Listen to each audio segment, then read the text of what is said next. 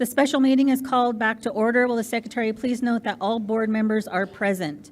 The first item on the agenda is 3B, motion to adjourn executive session. Is there a motion to adjourn executive session? I motion. Is there a second? Second. A motion to adjourn has been made by Board Member Ross and seconded by Board Member Oliver. On the motion, those in favor, please indicate by saying aye. Aye. Opposed? Motion carries. The next item is 3C, motion to instruct the designated representatives of the public body regarding matters discussed in executive session as necessary. Is there a motion to affirm instructions given to representatives of the public body in executive session? I motion. Is there a second? Motion has been made by Board Member Ross and seconded by Board Member Oliver. Any discussion? On the motion, those in favor, please indicate by saying aye. Aye. Opposed? Motion carries. Next item is 3D, motion to adjourn the special meeting. Is there a motion to adjourn the special meeting? I motion. Is there a second? Motion to adjourn has been made by Board Member Ross and seconded by Board Member Oliver. On the motion, those in favor, please indicate by saying aye. Aye. Opposed? Motion carries. We are adjourned.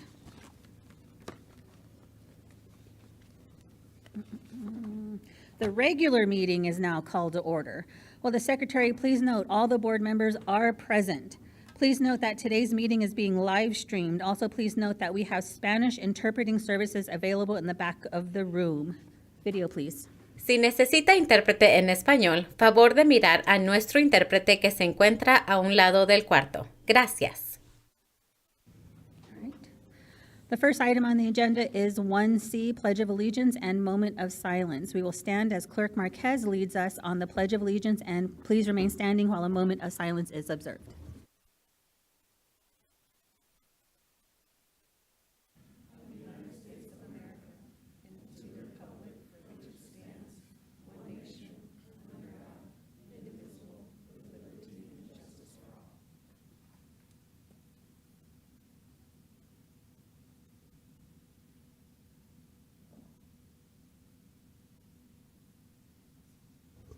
Thank you. Please be seated.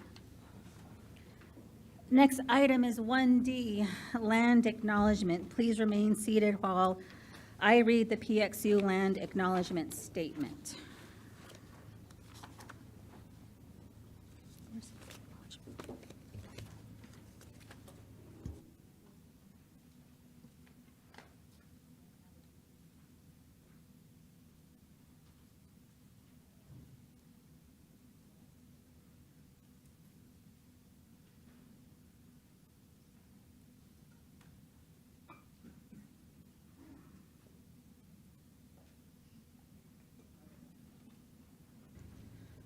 We are on O'odham land. The Phoenix Union High School District is responsible and committed to creating educational environments that prioritize the achievements of Native American students. We are committed to making their cultural identity visible by acknowledging that our school district resides upon the ancestral lands of the original caretakers, the Huhugam ancestors and the Akamel O'odham, Ankh-Athabel O'odham, Tohono O'odham, and Akchin. These sovereign nations are presently known as the Gila River Indian Community, Salt River Pima Maricopa Indian Community, Tohono O'odham Nation, and Akchin Indian Community. This formal acknowledgement is dedicated to the 22 sovereign nations of Arizona. PXU understands the importance of providing reparations through truth-telling. We recognize the historical injustices not traditionally taught in the classroom and are committed to practices prioritizing Native American knowledge, history, representation, and healing. We commit with an open mind to always respect the land, its histories, and its ancestors.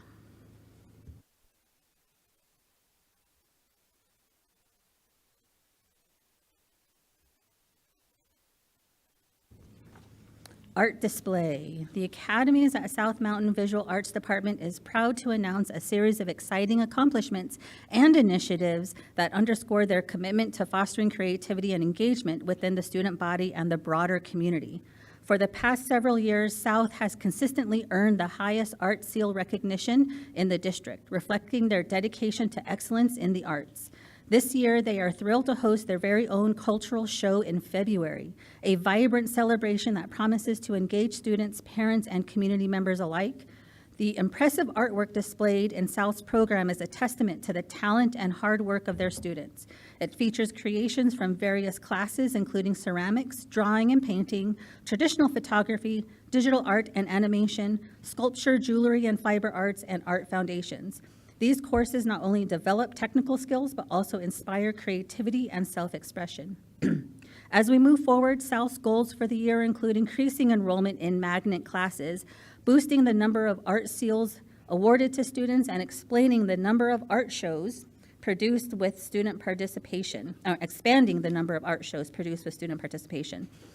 The South Visual Arts believes that enhancing student offerings and fostering a supportive environment can inspire even more students to pursue their passion for the arts. The academies at South Mountain Visual Arts invite the community to join them in celebrating their students' achievements and look forward to the exciting year ahead. The next item on the agenda is 2A, recognitions and accomplishments. We are very excited about all the wonderful celebrations that we have tonight. We will recognize the amazing accomplishments of our students and staff. Clerk Marquez.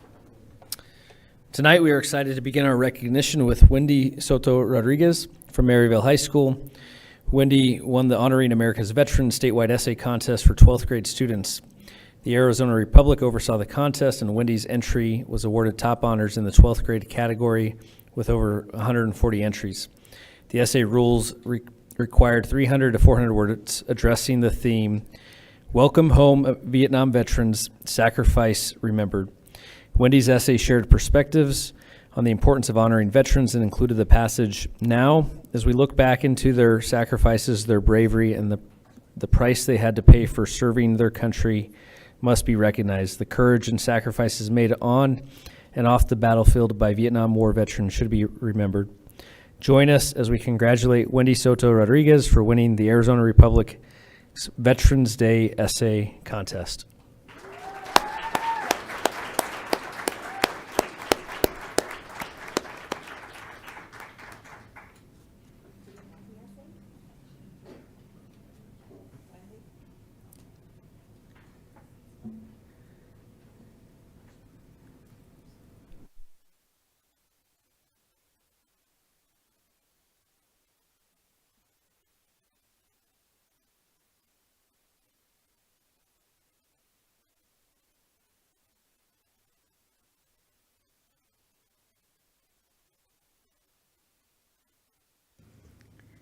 Congratulations, Wendy. And if the board can be sent a copy of the essay, we'd all like to read it. Board Member Ross, I believe you have the next recognition. This year, Carl Hayden Community High School English Language Arts teacher Tori Anderson was named a top 5 finalist for the Arizona Educational Foundation's Teacher of the Year Award. Although she did not win the top prize, Ms. Anderson is a model educator who made the district proud. At the awards dinner on October 19, Ms. Anderson was named a 2025 Ambassador for Excellence and will engage in a year of recognition across the state. We want to thank Ms. Anderson for her over 20 years of dedicated service to our students and for being an exemplary educational excellence in the classroom. Join us in honoring Ms. Tori Anderson for being named a finalist for the 2024 Arizona Educational Foundation Teacher of the Year.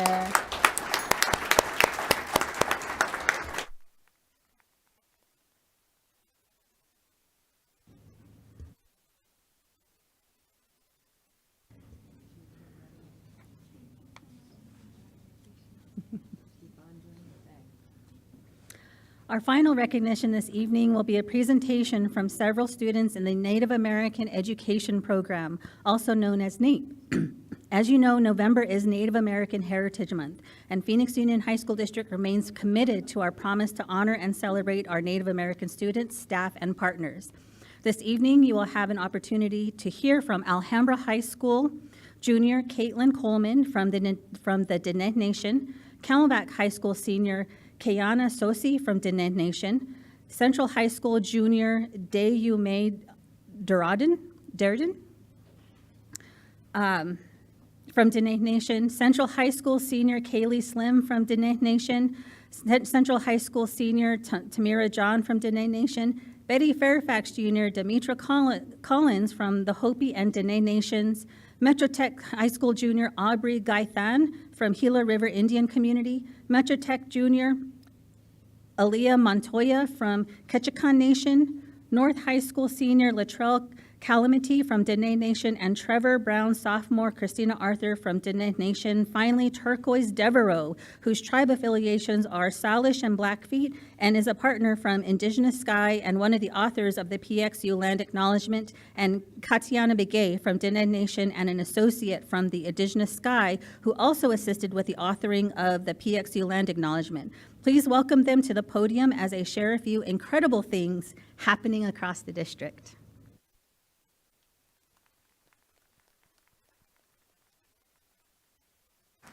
Yarte shikado shidane she kiana sosi yenishe hashkana zonishle senjikene bashishin kia ani dashache tot soni shanele. Hello everyone, I just introduced myself and my clans in my Diné Navajo language. I am from the Yucca-Fru Shunga and the Lion clan, born for the Honeycomb Rock people of the Cliff Dwellers People's Clan. My maternal grandfather's clan is the Towering House clan, and my paternal grandfather's clan is the Big Water clan. My family is originally from Rabbit Brush, New Mexico. I'm a senior at Camelback High School, and my NAEP advisor is Leandra Miss Maris. I participated in the photo voice workshop. The workshop the workshop impacted me by showing and telling why it's important to show my culture, to be proud of who I am. Thank you. Ikeha.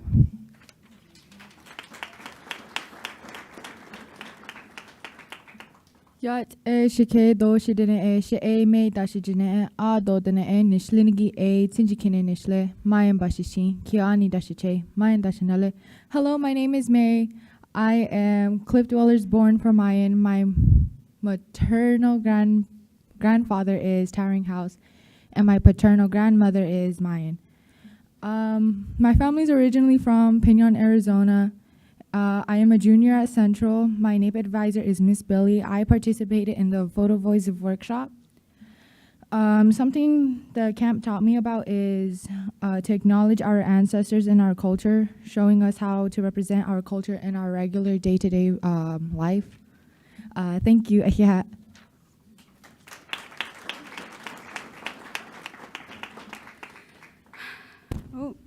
Yat shikedo shidene ayat Mirajan yinishye hastat ada shnachai tatlat ada igi yinish Central High School de adona enishlinigi aya honaga ninishlit ma idashkishni bashashin ashin hedashichet anazani dashinale akwat ago a dene nishlit. Hi, my name's Tamira John. I prefer TJ. I'm 16 years old and I attend Central High School. My Native American Education Program advisor is Miss Billy. I'm in the 12th grade. I'm in my junior year at Central High School. My clans are People That Walk Around. I'm born for Coyotes Pass. My maternal grandfather's clan is Ashihe, and Soul People. And my paternal grandfather's clan is Tangled People. Those clans are what makes me Navajo. And I would like to say I participated in a lot more than just workshops and camps at PXU. I involved myself in a community that supports and strives for a better future for Native American youths. Our Native American Education Program team has truly the best job that I can think of that I want to be when I'm older. They get to see a glimpse of how our future youth will look like, how they will guide our future into a better direction. And to that, I'd like to thank PXU for that. Not only for inspiring our amazing Native youth here today, but shaping my future to success. Thank you.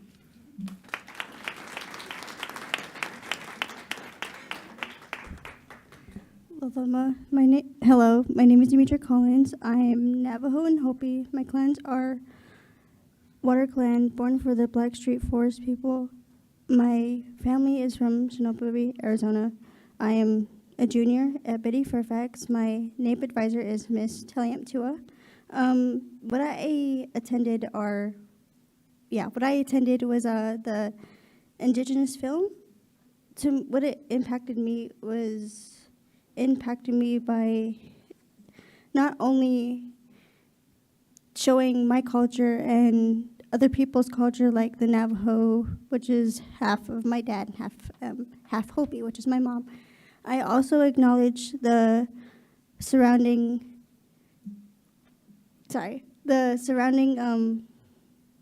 lands that we reside on. It impacted me by not only learning about new cultures, but also acknowledging our ancestors who walked on this land before us. Thank you.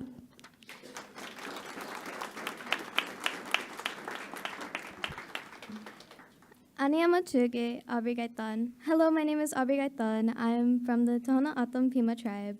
I am a junior at Metro Tech High School, and my native advisor is Miss Billy. I attended the Indigenous Film Camp, and the camp impacted me, allowing me to represent my tribe and to embrace my culture to the district, and to also inform other students and faculty about my school grounds being on Native land. Thank you.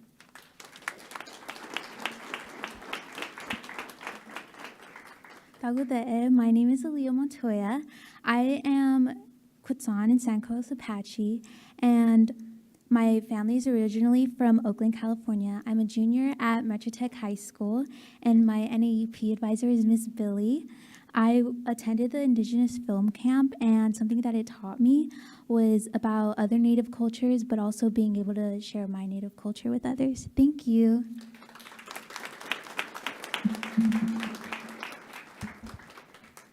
Hi, my name is Emily Gable, and my native name translates to shares many good days. I'm a part of the Crow and Sioux tribe, and my clan is Greasy Mouth. My family is originally from Montana, and I'm a junior at North High School. My native advisor is Miss Maris. This past summer, I participated in the Indigenous Film and Music Camp, and the camp acted as my first genuine introduction into the Phoenix Union Native community. It allowed me to connect with various Native students throughout the district, giving me the opportunity to make meaningful memories while connecting through sharing stories of our different experiences, bonding while experimenting with cameras and filmmaking, and learning about other students' cultural knowledge that was also applicable to my tribe and my own experiences. Not only was I able to get involved with one of my areas of interest, but I was also motivated to continue with my involvement with NAEP, and I have since participated in various workshops and meetings, in addition to attending the NAU field trip. And I do this all in pursuit of formulating a better understanding, not only of my Native culture, but of our history, our values, and more personally as my identity as a Native. Since my family lives in Montana, it can be difficult for me to feel connected to my Native side, but through things like the film camp, I'm able to feel like I have family even when I'm far away from home. I'm really grateful for the opportunity of being involved in the making of the land acknowledgement video, but also for NAEP in general, and more specifically, my Native advisor, Ms. Maris, who personally played the biggest role in my continuation of involvement and the effort that is devoted into playing an active role in our community.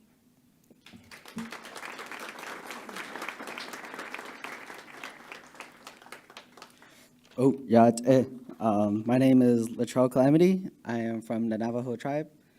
My family is originally from Wheatfields and Navajo Mountain. My Native American Education Program advisor is Deanna. She is really amazing. I'll be talking about the photo voice workshop. My time there has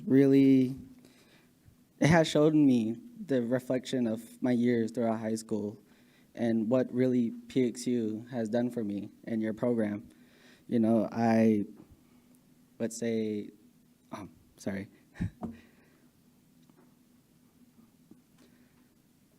want to say thank you guys for the opportunities and programs that you really provide for the Indigenous people. When I was a freshman, I didn't really have a sense of connection to my people other than my family, since I was born and raised in the city. So I mean this truly deep down that thank you. Because students like me, and as you can see, other students, they're taking advantage of this because they can't learn.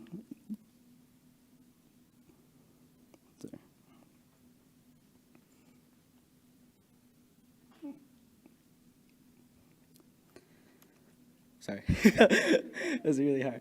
I just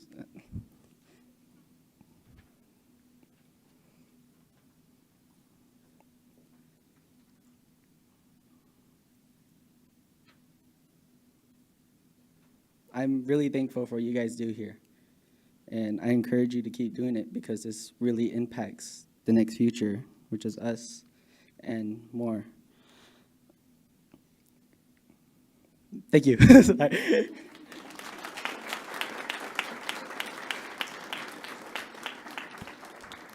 Hello, my name's Krista, and I'm Navajo. My family's originally from Window Rock, Arizona, and I'm a sophomore at Trevor Brown High School. My advisor is Jennifer Brown, and I participated in photo voice workshop, and I really liked it. It was really nice. I mean, it was something new. I met a lot of new people in this program, and everyone's amazing. I love them, and even all the advisors, they're really nice. But the workshop I did, that impacted me was, it made me better at communicating, and it made me have better skills of communication, and it just made me have confidence in myself. And I mean, all the people, they taught me how to have a voice for myself, and I made a lot of new friends, like my friend Kayana. She's one of my best friends. I love her. We always hang out of school. I mean, and I love the trip we went to in Oregon. It was really nice. That's where I met most of them. And just shout out to everyone. Everyone's super nice. I like new things. I play guitar. I like playing guitar. It was really nice. And yeah, it was nice meeting you all. Kia hat.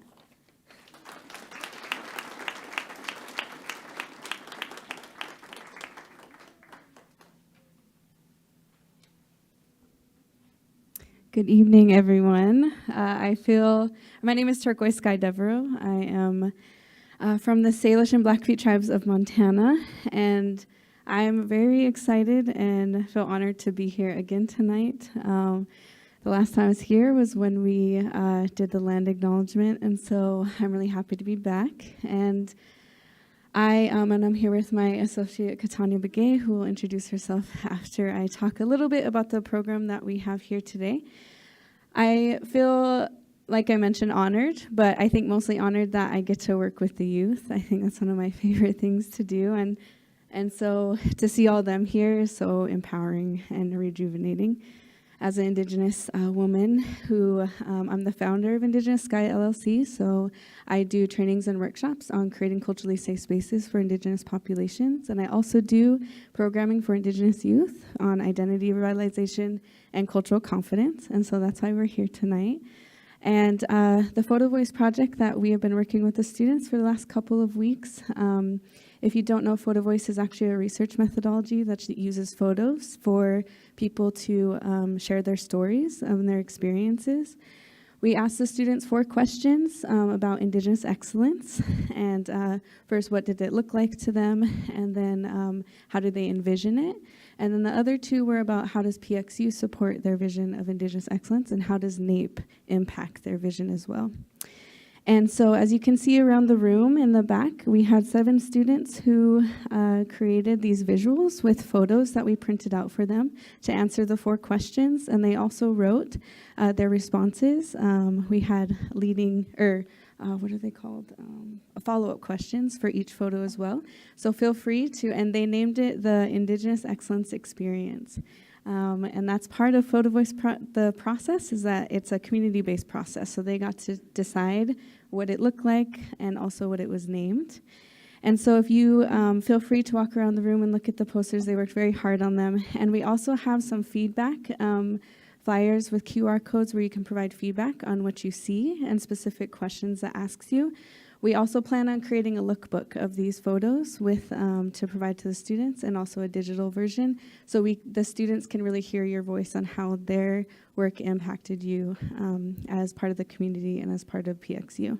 So thank you all so much for, I guess, allowing me to be here and work with the students. I just feel really grateful, so thank you.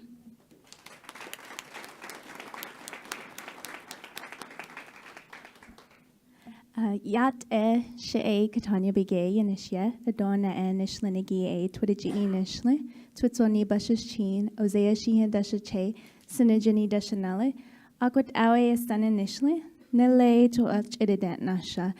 Good evening. My name is Katanya Bigay. I am Bitterwater, born for Big Water clan. My maternal grandfather's clan is Hopi Salt, and my paternal grandfather's clan is Blackstreetwood. I am from a rural community in northern Arizona called Delcon. In Navajo, it translates to not much water, basically. We don't get much water up there, but we are in northern Arizona. I am very grateful and also overcome with emotion tonight with the students. It's been an honor. I've assisted with a few different projects with PXU, and I'm just so, again, honored and humbled to be here tonight. And thank you all for investing in your students and really providing programming that will impact them in their future. So, yeah, thank you.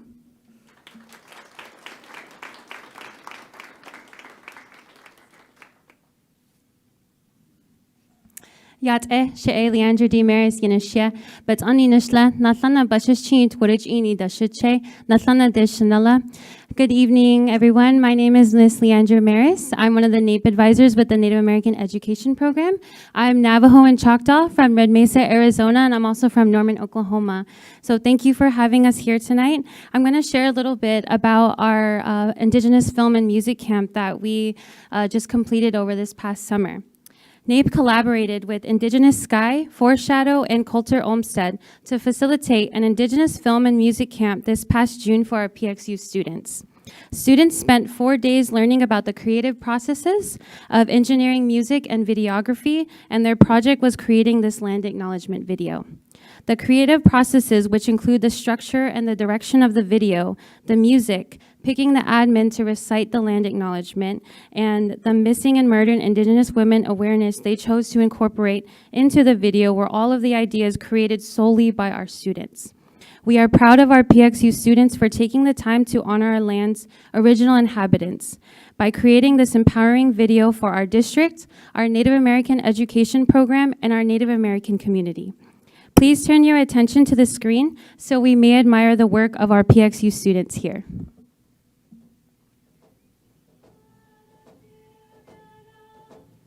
The Phoenix Union High School District serves 28,000 students, including 1,300 Native American students, throughout 24 schools spanning over 220 square miles across the Phoenix metropolitan area.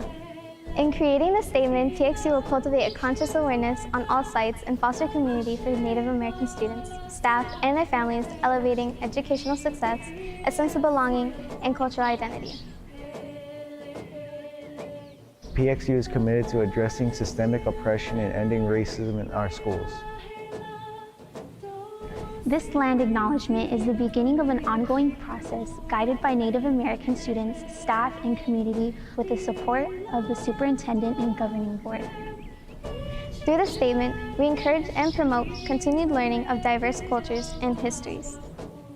The Phoenix Union High School District is responsible for and committed to creating educational environments that prioritize the achievements of Native American students. We are committed to making their cultural identity visible, by acknowledging that our school district resides upon the ancestral lands of the original caretakers. The Huhugum, ancestors of the Akinilatam, Ankh-Akinilatam, Donna-Atam, and the Akchin. These sovereign nations are presently known as the Gila River Indian Community, Salt River Pima Maricopa Indian Community, Donna-Atam Nation, and Akchin Indian Community. This formal acknowledgement is dedicated to the 22 sovereign nations of Arizona. PXU understands the importance of providing reparations through truth-telling. We recognize the historical injustices not traditionally taught in the classroom and are committed to practices prioritizing Native American knowledge, history, representation, and healing. We commit with an open mind to always respect the land, its histories, and its ancestors. This is who we are!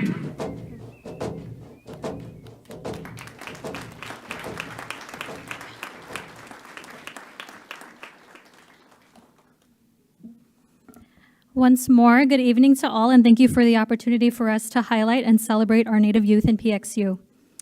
My name is Kelsey Franklin. I am the Native American Specialist for PXU. I will recite my clans briefly. I'm originally from Shiprock, New Mexico. She'e Kelsey Franklin Yanishia, Trampa Hanishle, my Deshkijni Bashichin, Bit Ahni Dashache, Do, Tratnisani Dashanale, Kut Audanes Sanishle. My clans are the Water's Edge people, and I'm born for the Coyote Pass people. My maternal grandfather's clan is the Folded Arms people, and my paternal grandfather's clan is the Tangle clan.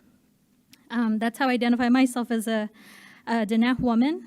And just briefly before we conclude, I wanted to briefly acknowledge our NAPE staff. And as I call your name, please just wave. Miss Deanna Taliamtua. Leandra Maris. Jennifer Brown. And we also have one last advisor, Miss Tiana Billy, who was unable to attend this evening. Lastly, our program is led by Mrs. Karen Cardenas, the Director of Student Learning. Tonight's presentation is a testament to the importance of our students' identities, culture, and how they perceive excellence. It is not just PXU or NAPE staff that directly contribute to their success, but also the support from their families and community partners, such as Indigenous Sky. We thank them as well for being here tonight and on their behalf. To our students, we love you so much, and we appreciate your time, effort, and your presence here tonight. Continue to use your voices and knowledge to indigenize spaces and be proud of who you are and where you come from. At this time, we will gladly accept any questions or comments on tonight's presentation. And thank you. Yeah.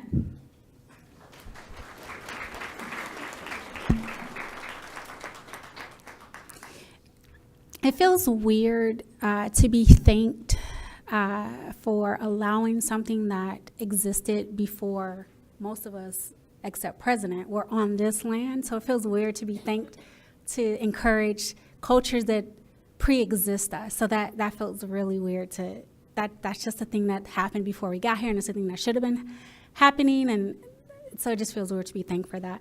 And then I want to acknowledge the students, because they did thank us, but they did the work to want to connect with their lineage, with their culture, with their language, despite, like, even though you all are encouraging it, society is not lifting up our Indigenous people and saying, hey, be proud. And so that took pride and courage for them to want to connect with that. So I want to lift them up, even though they were thanking us. I want to thank them for all of the hard work that you all did. I am so proud of you. You all sounded great at the podium. Good job. And thank you to the advisors for all of the hard work that you did to help them connect with their culture, their lineage. So just good job. Kudos. Thank you.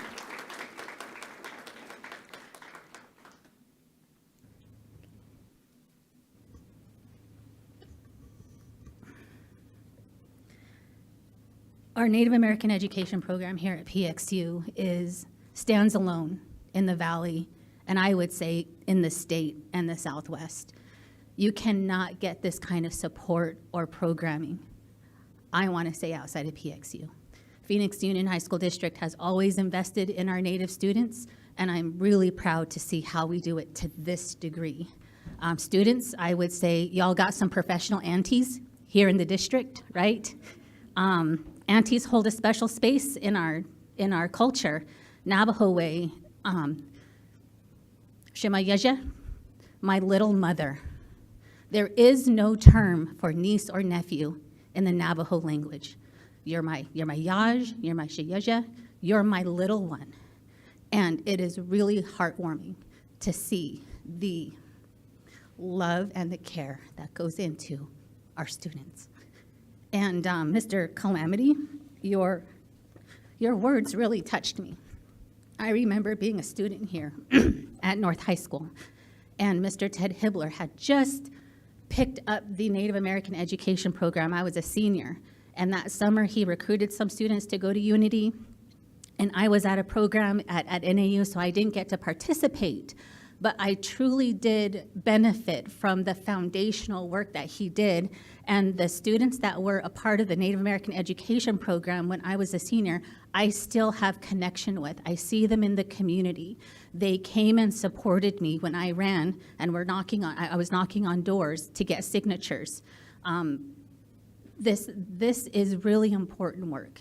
And as one of our students lifted up, this is a connection that a lot of our urban Native students either never have because of being born here off reservation and tribal lands, or they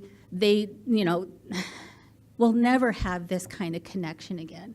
So I think it's really important not just to commit through our land acknowledgement that we do this work, but it's a commitment to our student successes, to the achievement of our Native students. And in the shadow of the Phoenix Indian boarding school, I'm an ancestral survivor of the boarding school system. I'm not supposed to be here today as I show up today. Our NAEP program, Miss Kelsey, we were not supposed to show up as Native people. And it is a real heartwarming and proud moment to say that our land acknowledgement is not just words. We are putting into action the justice and the reparations of that our grandparents and our ancestors should have had at the beginning. Thank you. Thank you.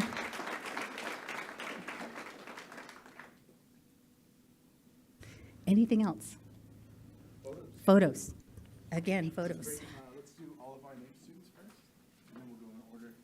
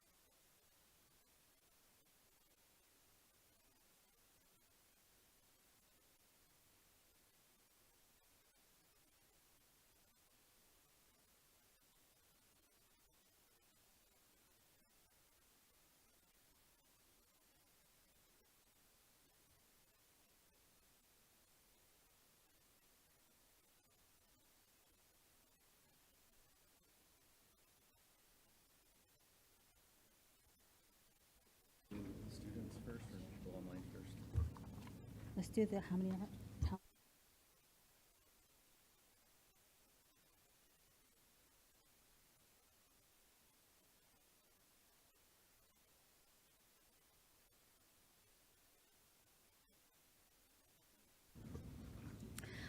The next item is 3A, reports from student government. Tonight, we have student government representatives from Central High School, Phoenix Coding Academy, Central High School, Wilson College Prep, and Cesar Chavez High School. Our student government representatives this evening will highlight their schools in this order.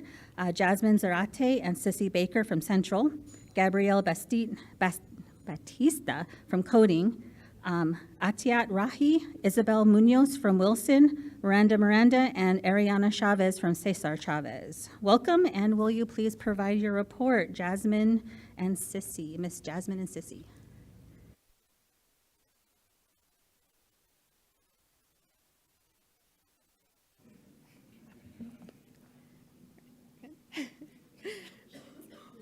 Good evening, President Napa, Governing Board members, and Superintendent Andres. We are Jasmine Zarate and Cece Baker, Student Body President and Vice President of Central High School for the 2024-2025 school year. We are both seniors of Central High School who have been in Stugo all 4 years, and this is our Stugo. We have many clubs at our school that we'd like to see Stugo kind of as the mother club for our school. We feed into all of our other clubs, whether that's helping them fundraise or just showing support from the overhead and just kind of bringing our community together. On our slideshow, we'll provide some examples of some of the clubs we have at Central and what we do.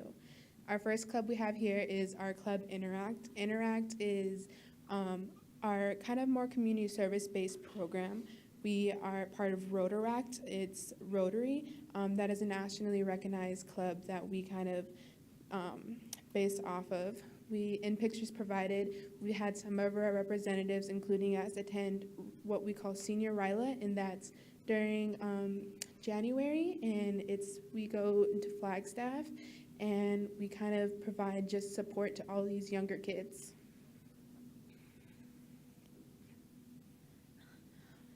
As a branch of Stugo, our Stugo also provides Senate for those that cannot always attend our student government class. Since it is first thing in the morning, we give Senate once a week, every Tuesday. It's just a smaller branch of Stugo with all the fun and a little less of the commitment. In some of the photos we have provided, we have some of our most loved events, such as Pie the Freshman, which we hosted our freshman year and have continued all 4 years. Also, our beloved Central tradition of fake marriages that we host in February, and it's our sophomore Senate class that gets to put that on, and it's almost like a practice fundraiser for them, so they can figure out the ropes while still getting help from their upperclassmen.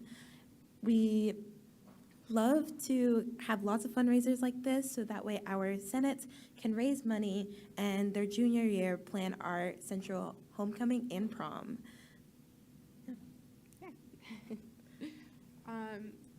What we like to do at Stugo is one of our main events that we kind of are known for is our football games. So our team is currently, our last game is tomorrow. It's what we call our senior night. And at these games, we have what's called the Bobcat Den, and that's kind of like our student section.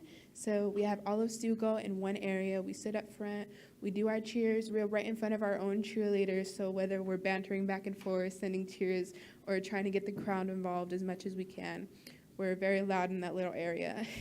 We have different themes every football game, so that way we kind of we try to get more involvement with their students. And yeah, so what we do, we have our own CNN, that's what we call it, Central News Network. And we're doing this new thing where every Thursday we go live from their little host area. And we just did one today with our senior class president, Analia Brogdon, who isn't here today. But she was our host today of our live announcements. And we're starting the cheer of the week. And we're trying to encourage as much as we do for our football games as our basketball games this year, so that way we can keep supporting all of our sports. And so we're doing Cheer of the Week, where we just kind of introduce one new cheer every Thursday. We also have been doing our new thing where we have stickers, whether that's of our mascot or just Central High School stickers in general, where we give out to kind of encourage all of our participation and involvement. Something Central High School is also going to start up this week is our Bob Kitten Day, where we are welcoming Longview Elementary School kindergartners to pair up with our Central High School high schoolers, and we're just going to give them a fun day. We plan to invite our clubs across campus to host a fun little activity for them and just have our little Bob Kitten with us around and just give them that high school experience that hopefully they'll be waiting for and longing for. With this, it gives our clubs a sense of enjoyment, and it shows them why we really do what we do at our campus, which fills our campus with even more joy and pride. So we're very excited to put this on.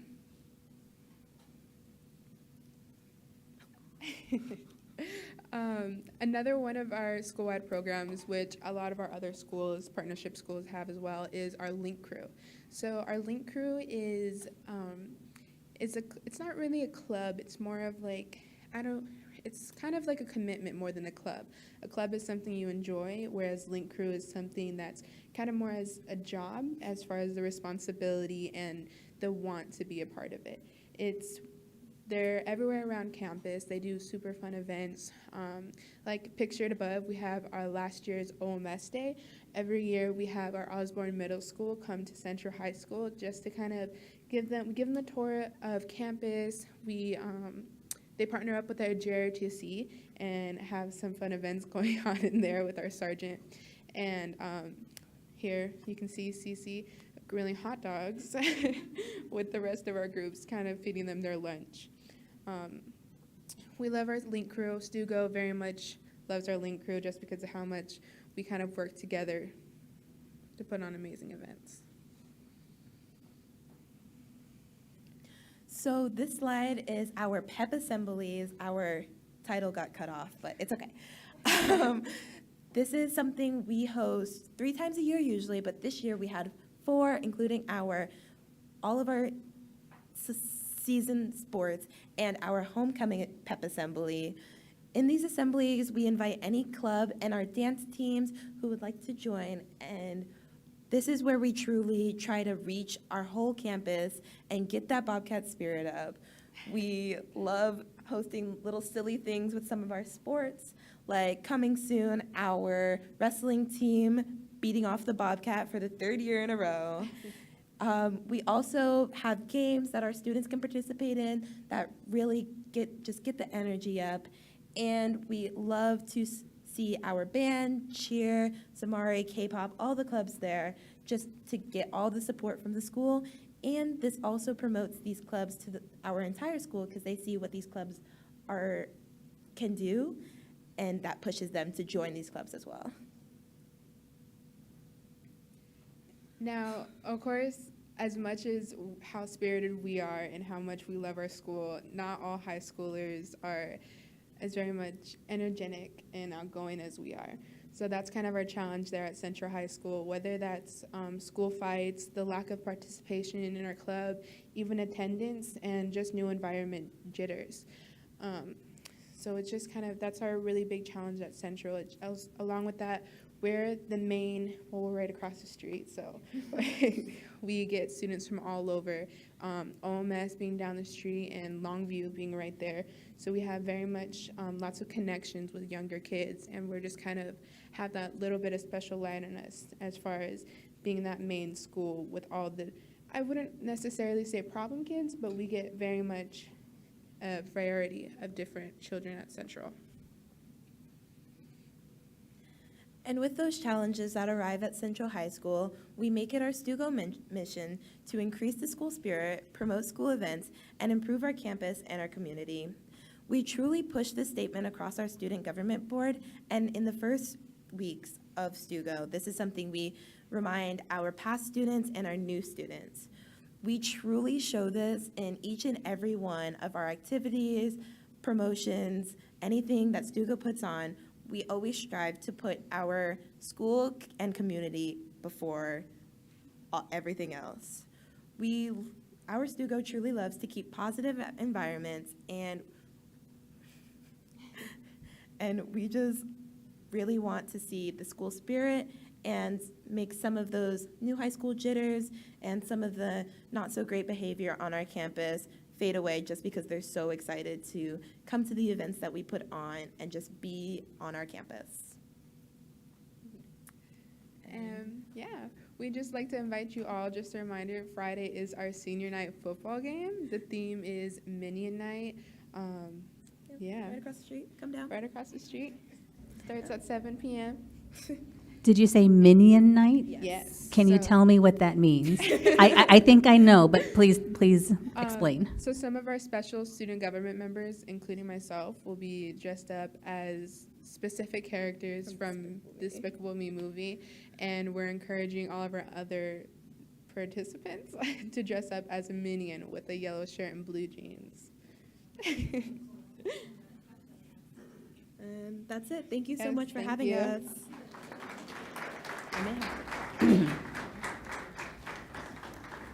Gabriela Batista from Coding. Gabriela?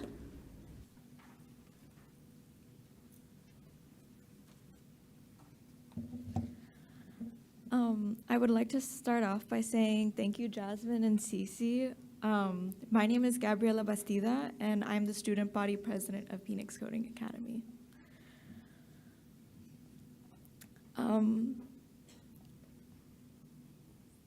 Next slide. At Phoenix Coding Academy, we are currently in the midst of the exciting process of finding a new principal. While we are so happy to have Ms. Cook as our interim principal, we are also excited to start our search for our next leader to bring us forward as a learning community. A large part of Coding's beliefs is being receptive to the opinions of the community, both staff and students, which is why we've held listening sessions on campus to understand our community's asks for the traits that Coding's next leader should entail. Understanding what our community needs is imperative to making sure our school continues to be a successful A-rated school. On our campus, we are doing many exciting things. We recently had a Day in the Garden event where we had current and prospective students come in and help assemble new gardening beds for our Green Shovel Club.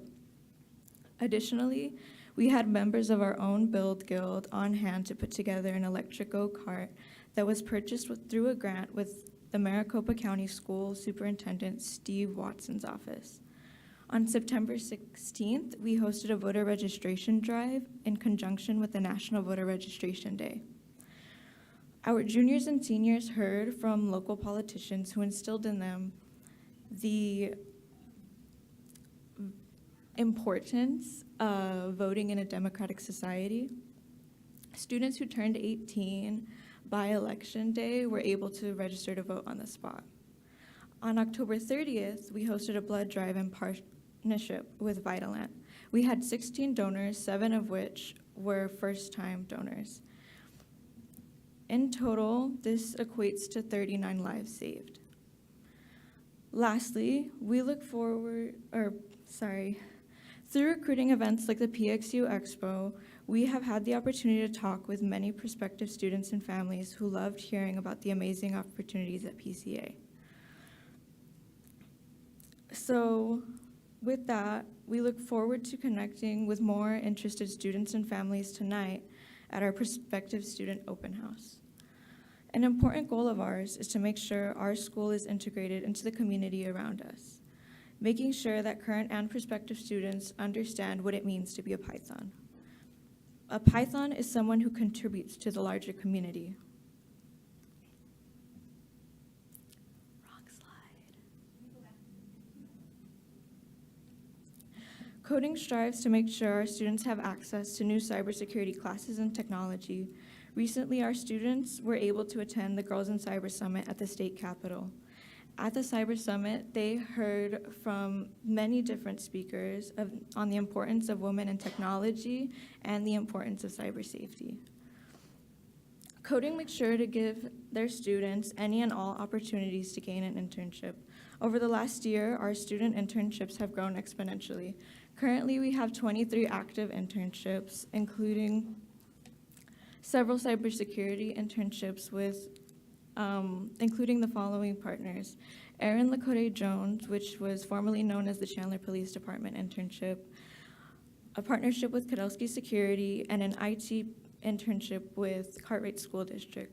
We also offer software internships in partnership with the Arizona Department of Public Safety and Cambatti's Cosmetics. We make sure that professional internships are not only CTE focused, but that students also have the opportunity to gain professional internships, such as with the Rising Youth Theater and Read Better, Be Better. Next slide. So, our students have identified several issues on campus, and we created a survey listing these concerns, along with a section for additional feedback. This survey was then shared with our student body. From the survey, we identified that the main concern within our campus was that we have a lack of sports equipment and limited time for exercise for our students.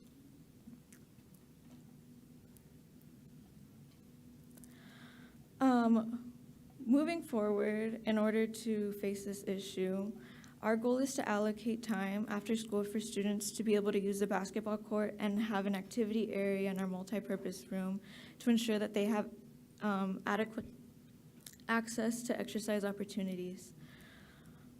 We will promote these resources through announcement posters and student representatives, encouraging wider participation in these new exercise options.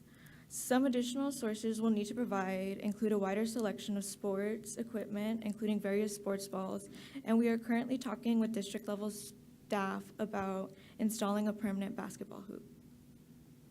Our ask from district is to help us work with support staff and assign dedicated personnel to manage and facilitate access to the equipment, ensuring resources are available when students need them, and that staff will be present to supervise after-school activities, ensuring a safe environment for all students. We will also conduct monthly feedback surveys to understand how well the additional exercise time and equipment are meeting students' needs, allowing us to make necessary adjustments. That is all from PCA, and thank you for your time.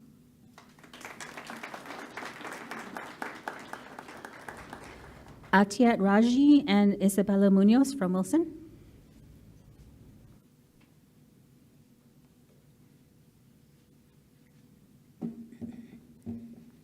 Thank you, Gabriela. Our names are Atiat Raji and Isabella Munoz, and we are the Student Body President and Student Body Vice President of Wilson College Prep High School.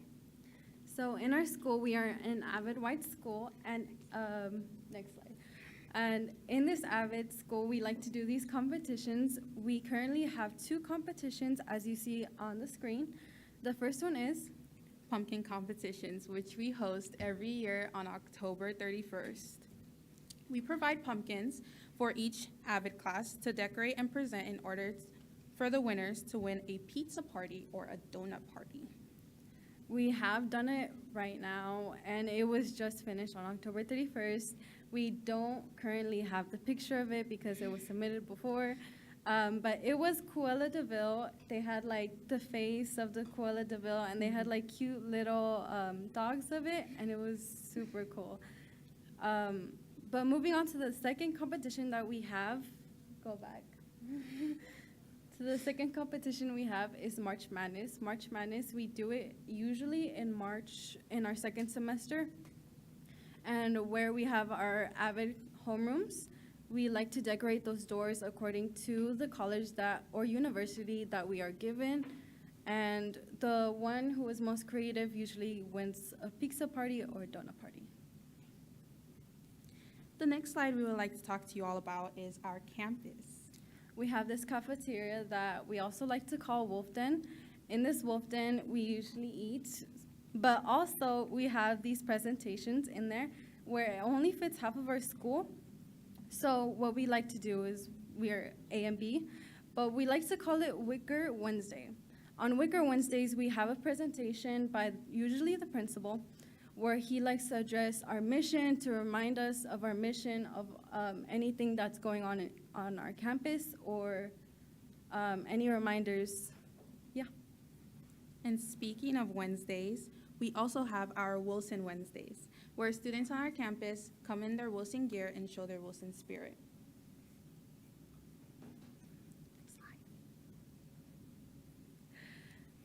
Something really big on our campus is Stugo, because we are a big Stugo, but also it's really a comfortable zone for everyone, and it just brings so much energy into the campus.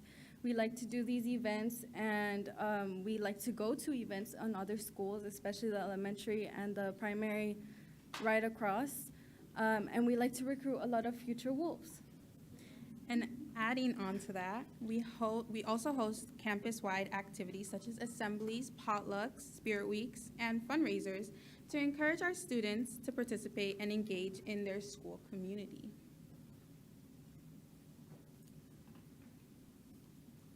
Now, oh yeah, next slide. Thank you. Thank you.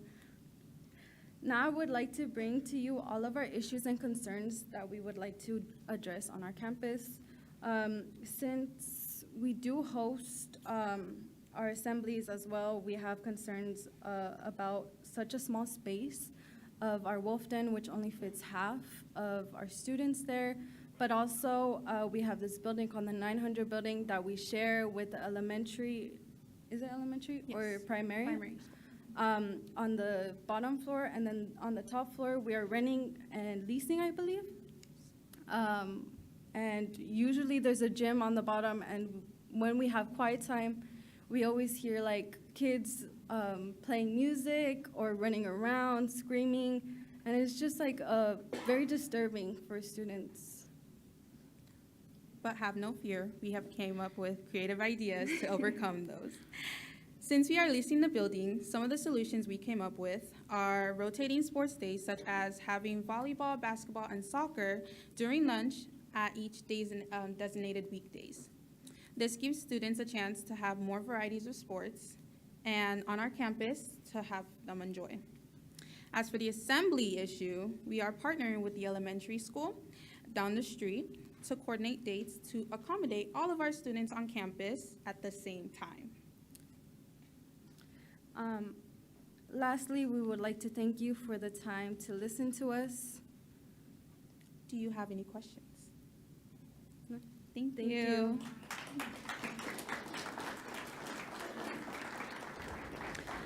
Thank you. Next is Miranda and Ariana Chavez from Cesar Chavez. Oh. Thank you.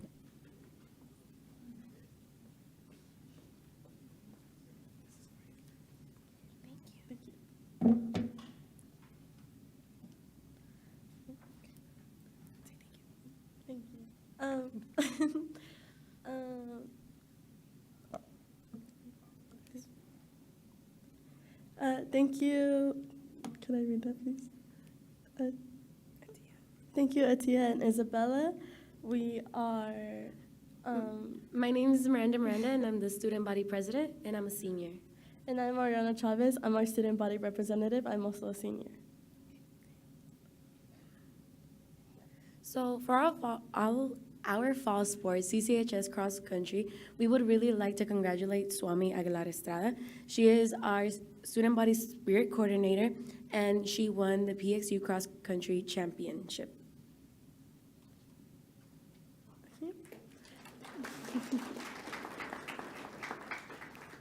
As another congratulations today, we would like to thank our very own, our amazing teacher librarian, Mrs. Blackson, named after the fallen teacher librarian of the year.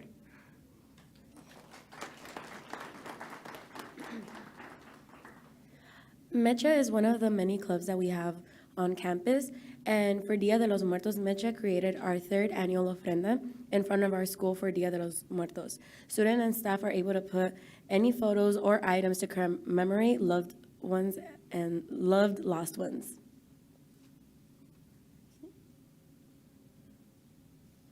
One of our most exciting events this year has been our CCHS homecoming that our student government seniors also put together.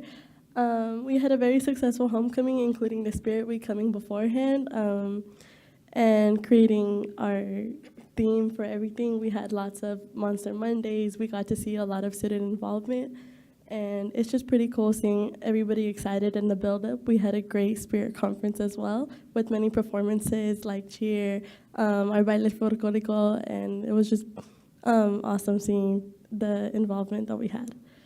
Our homecoming culminated in our homecoming dance with over 750 plus students at the Renaissance Downtown Phoenix on November 2nd.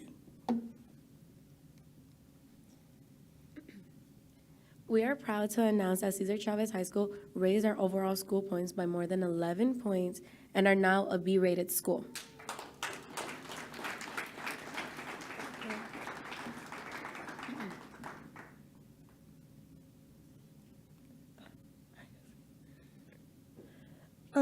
Our student government heard that at this board meeting we would like to address a few concerns that we had, and in doing so we did create,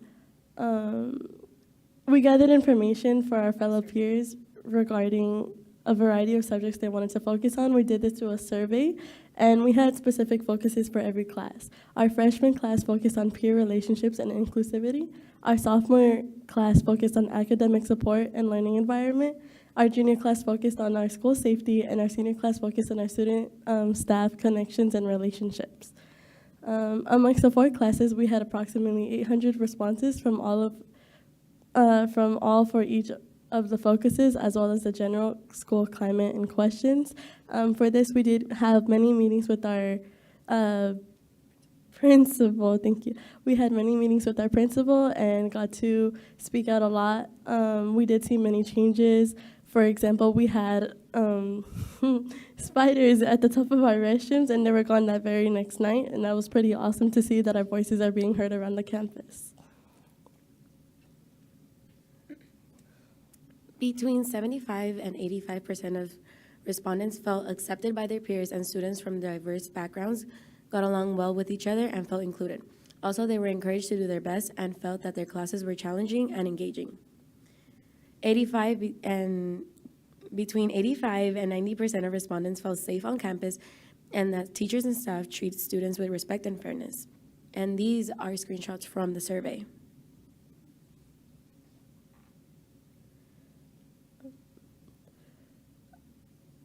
Between offered classes, 7 of 8 students said that they would recommend Chavez. Among all the ones that said no, here are some of their responses. The concerns that they addressed were the threats, problems with trash, early starts. I feel like the cleaning could be better and the restrooms are kind of gross. Specifically spider webs, as mentioned earlier. The language, considering how security has a tone with maybe students. We received like smoking, unfortunately, and then school starting too early and staff talking down on students. These were concerns that we got from our classes that mainly stuck out to us that we wanted to address. After multiple meetings with Mr. Grant, this is what we came up with. 2 focuses: staff, word choice, and overall school cleanliness. Staff word choice. Mr. Grant promises to discuss word choice with both teachers and safety staff when dealing with students and getting them where they need to be in a timely manner. Stugo and administration will work on incentivizing a cleaner campus by picking up after ourselves and taking care of our bathrooms. And Stugo will be working on PSAs, contests, etc. about school cleanliness. Mr. Grant already discussed the bathroom situations, mainly the spider webs, with maintenance, and the situation was rectified almost overnight. Thanks to Mr. Grant.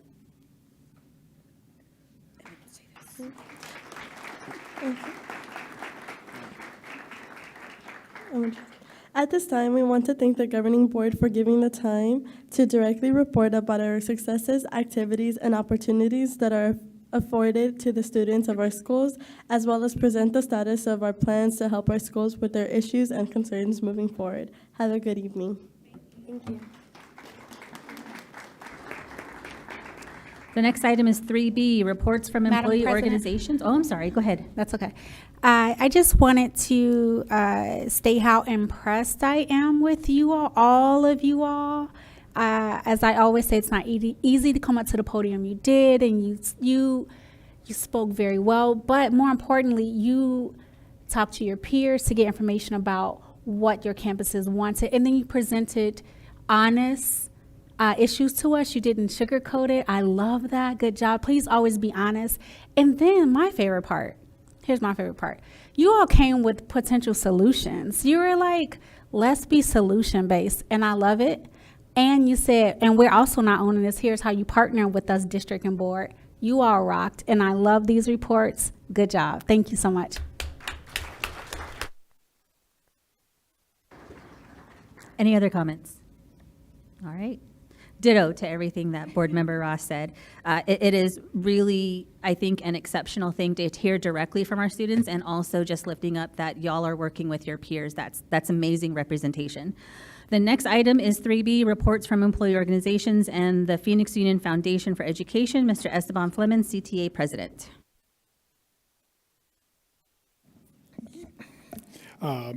Good evening, President Napa, Superintendent Andrade, governing board members, community and staff in attendance here and virtually. I'm Esteban Fleming, PXU CTA President, and I stand here representing the 1,000 certified members in PXU. I'm happy to be here as the weather starts to cool off finally.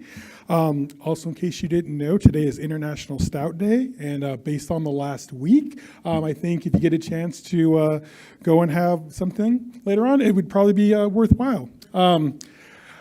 I think today was probably the hardest day to figure out what to say after this week. And so I originally had, where can we move forward? But watching the presentations and watching our students present sort of helps reground you and goes like, there is a good path forward. We do have people that are here. We do have students that are going to do good things. And while we may be frustrated at the moment about, particular things that are going on within the district or nationally, that there is a way forward. And so I wanted to just sort of like throw that out there. I also want to give thanks to the 4 community members who ran for the PXU at-large board seats. That is a very tight race. And I just want to thank you all for putting your names in there to be willing to serve on this board, as well as the write-in candidate for Ward 5. I know elections are completed, but I really look forward to seeing everyone because it is a lot of work for y'all to be here doing this once a month, and we do appreciate that.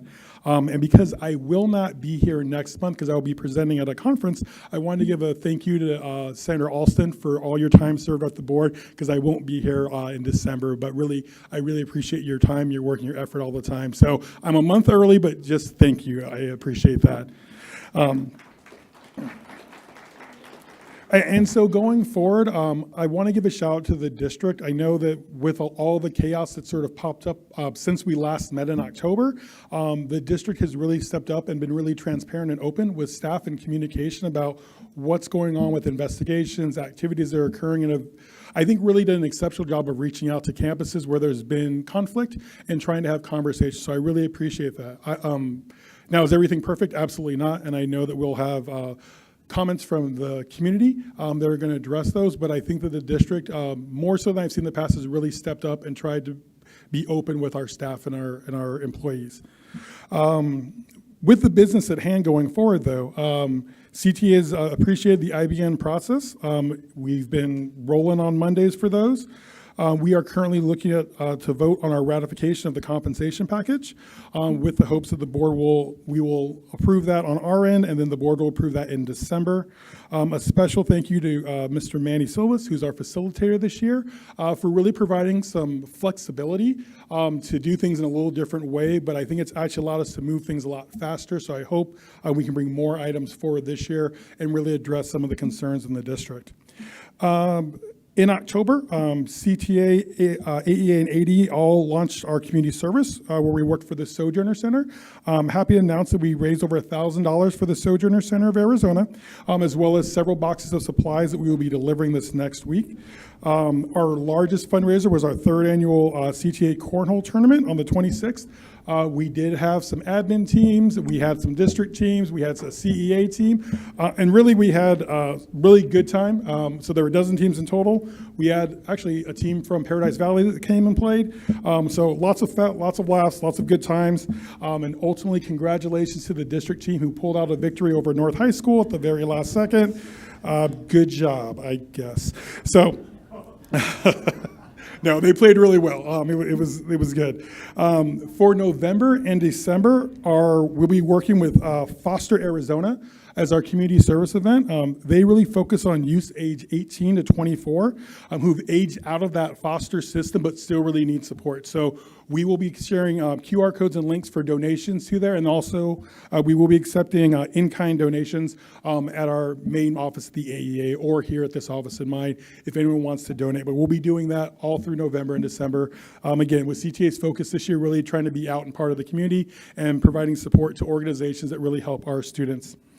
And besides that, I've really looked forward. I've enjoyed working with my union siblings in the district and continue to improve conditions for PXU staff and students.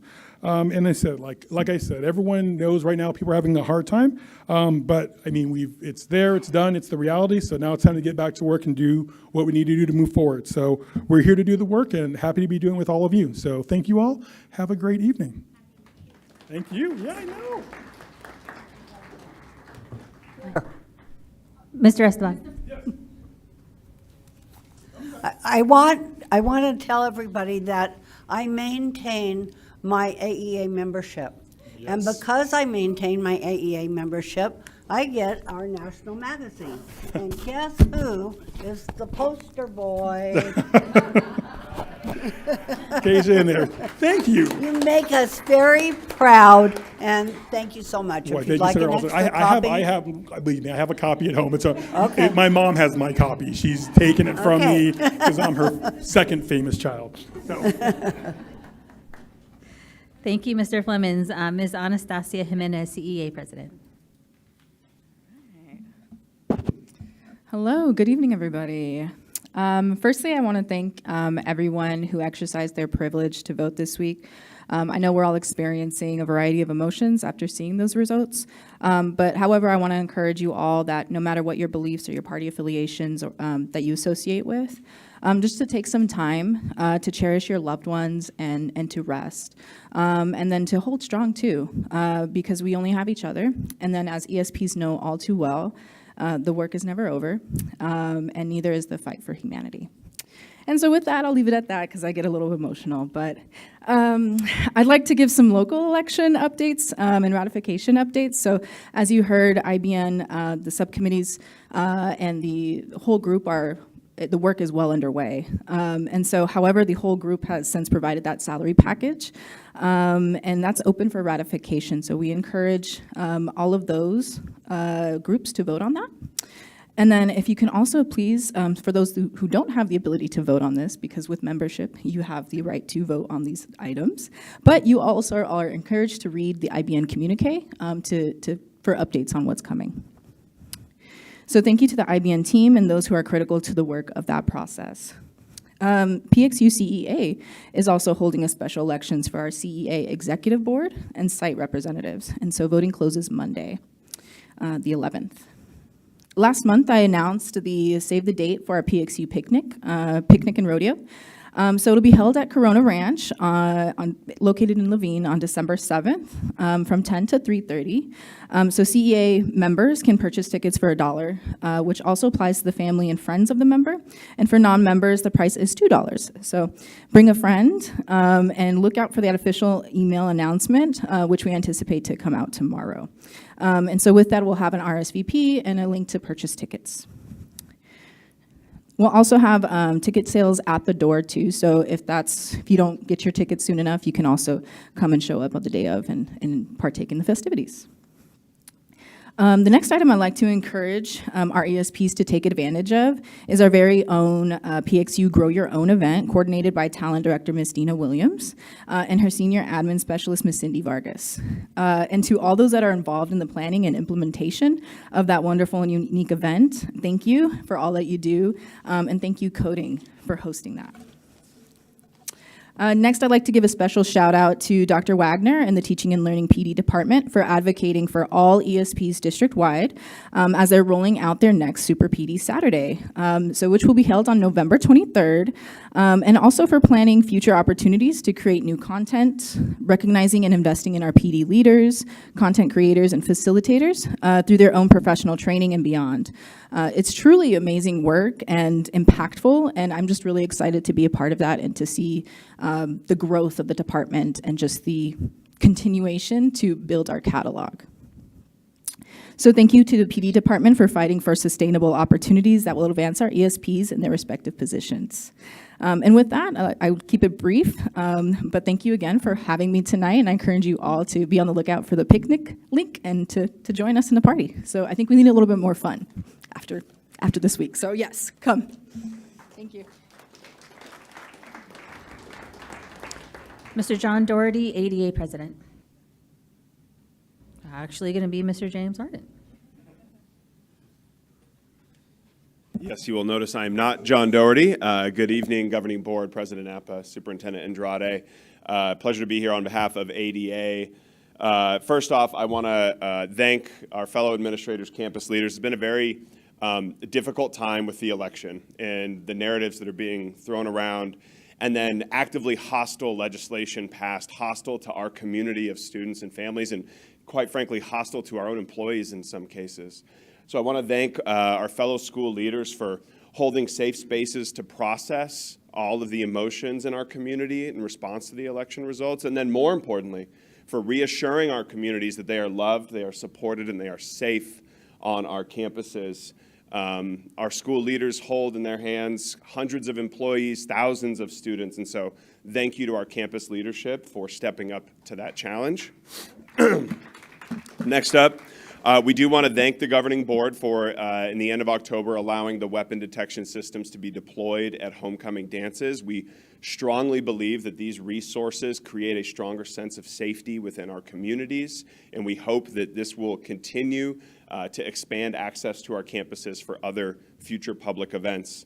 And then finally, because you want to bookend on the most positive note, that is our school letter grades. And there are so many A's and B's in this district. I don't know that it has ever happened before.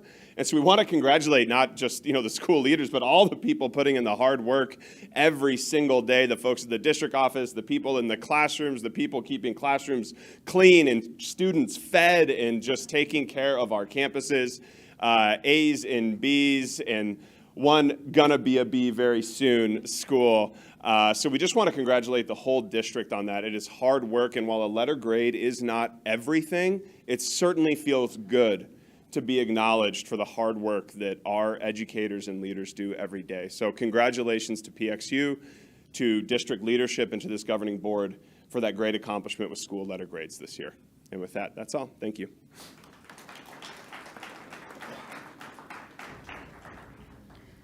Ms. Laura Taylor, PUFE Executive Director.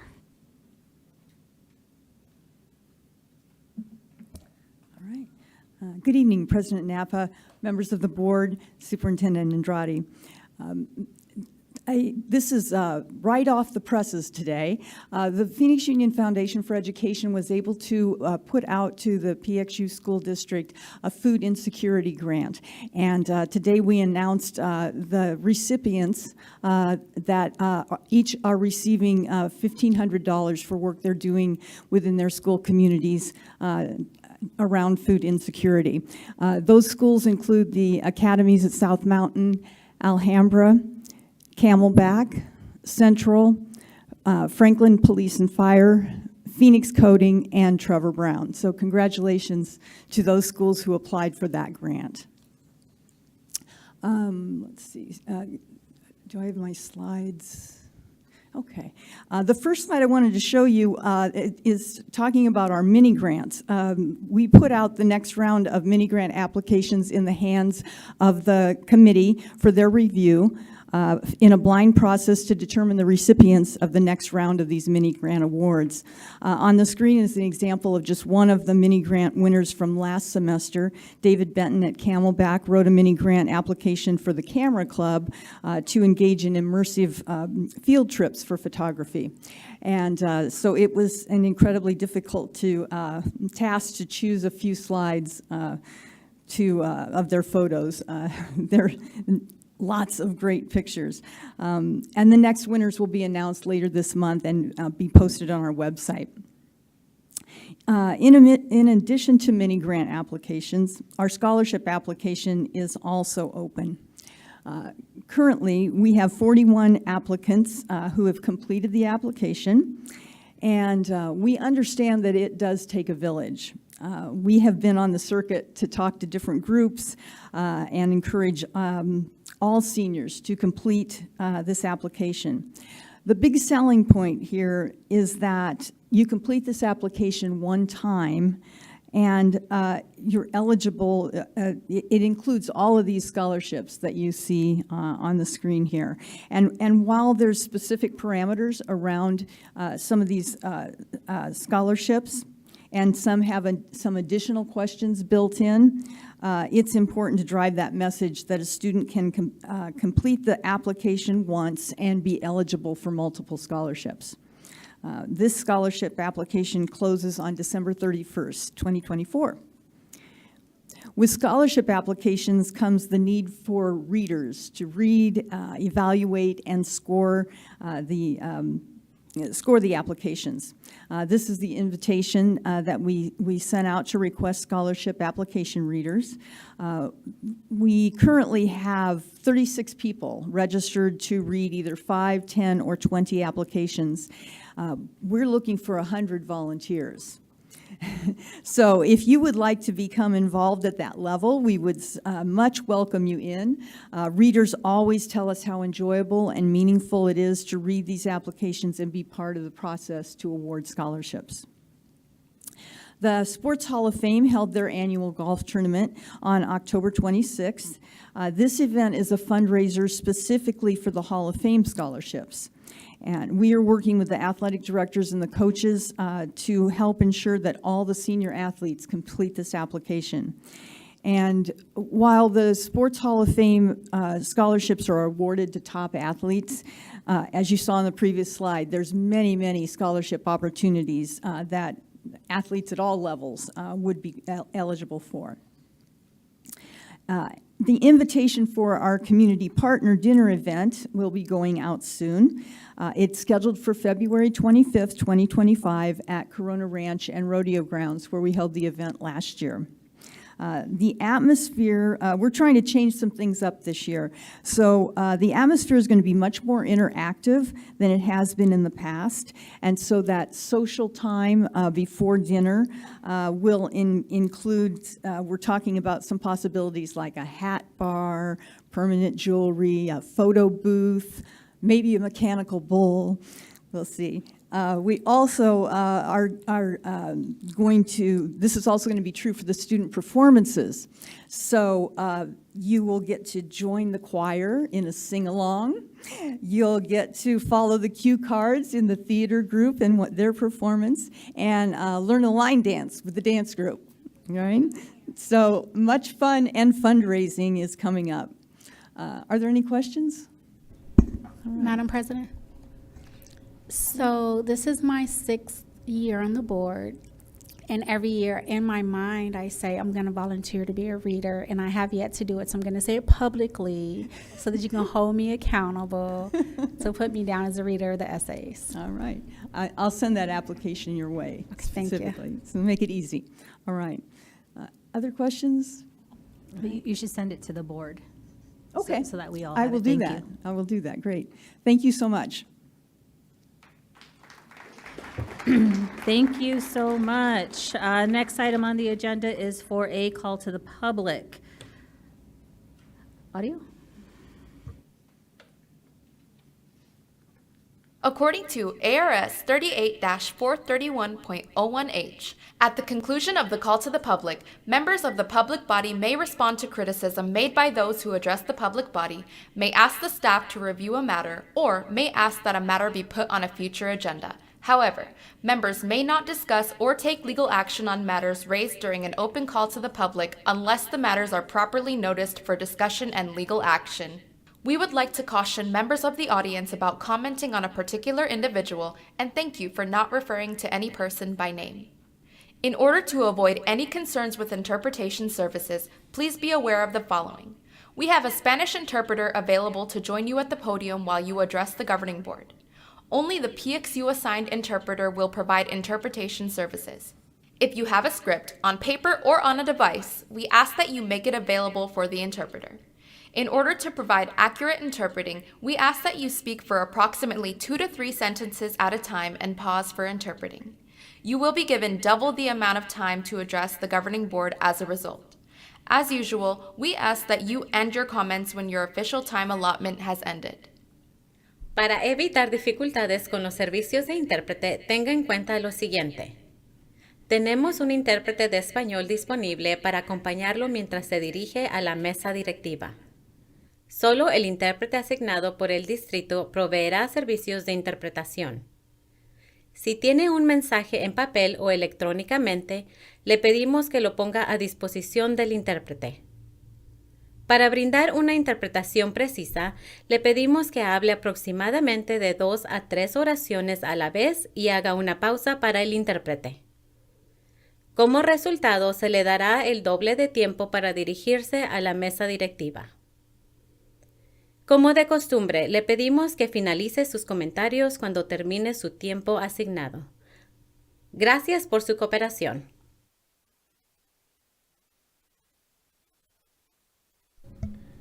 Presentations tonight are limited to a maximum of 2 minutes. Tonight we have the option for members of the public to participate in person and virtually.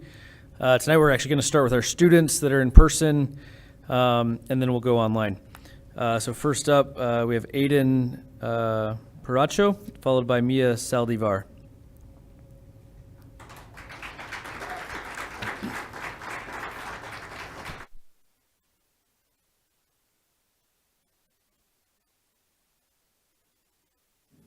Please state your name, indicate the agenda item or topic you wish to speak about, and limit your presentation to 2 minutes. My name is Aiden Prucho, and the topic I'd like to speak about is safety at Betty Fairfax High School. Good evening, Madam Chairperson Napa, PXU board members, and Superintendent Andrade. My name is Aiden Prucho. I'm a senior, student government leader, and student at Betty H. Fairfax High School. Thank you for your time. I appreciate it. Betty H. Fairfax Homecoming made students, staff fear for their lives. You'll be hearing that from my peers. But I'd like to talk about, from my personal experience, I felt desensitized and thought at the time that this happened all the time, even though people were screaming for their lives and pushing and trampling over each other. I didn't think it would hit me as much until I went to Brophy College Prep for their homecoming football game with friends who are also from Fairfax. And as we were walking down the football field, people started screaming, and me and my friends who are from Fairfax automatically thought we were in danger, and we started crouching down. But in reality, it was only from excitement, and I understand it's a private high school, and we're just a public school, but I feel like money that isn't what a school should be. Students shouldn't be worrying about the danger of things and where to hide or what we can use to defend ourselves.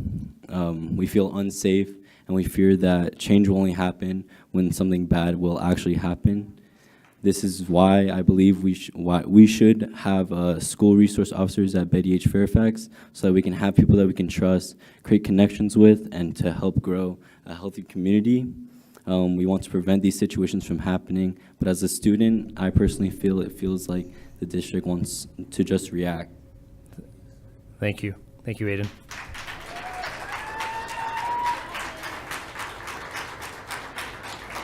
Mia Saldivar, followed by Adeline Dennis. Hi, my name is Mia Sadara, and I'll also be speaking about the safety at Betty Fairfax. Good evening, Madam Chairperson Napa, PXU board members, and Superintendent Andrada. My name is Mia Sadara. I am a junior student government leader, IB candidate, and most importantly, a student at Betty Fairfax High School. Thank you for your time. I'm here representing my peers, family, and community of Betty Fairfax High School. On October 19th, we had the Betty Fairfax homecoming. At that dance, there were panic attacks, screaming, terror, and myriad of unnecessary stress. I arrived at homecoming an hour after homecoming started. A few minutes later, after I arrived, the disaster went down. I didn't know what was going on. What I did know was that I heard screams. I ran into a corner with my friend. We tried to leave, but weren't allowed. Music stopped, lights turned on. Looking around me, I saw scared faces, and looking up, I saw police with guns. I don't understand why there aren't more protocols with law enforcement, protocols with parents, and transparency with students. I also don't understand why it's so hard for our schools to get safety measures in place, so we as students aren't scared that a gun is on campus. Those safety measures are metal detectors, SROs, or even those wands that are used at TSA. I do understand that asking for this is not something that can be done lightly, but we need more protection at our schools. Especially at Betty Fairfax, there are way more school shooting threats that happen, and nothing is being done about those threats. There was a rumored threat on October 22nd that people were going to finish off what was started at homecoming. These types of threats shouldn't be happening constantly. I know that school shooting threats aren't going to go away like nothing happened, but they should be able to make safer and less likely to happen. I will admit that I feel unsafe at school now and thought of not going to school events anymore because of the lack of safety I have felt because of that experience. Not to say that our staff didn't do the best what they could with what they were trained for. Please stop sugarcoating. Please stop sugarcoating things and allow students to feel safe at school once again. Thank you for listening. My name is Mia Salivan, and I really hope that something happens to help those people feel safe again because of that horrible experience.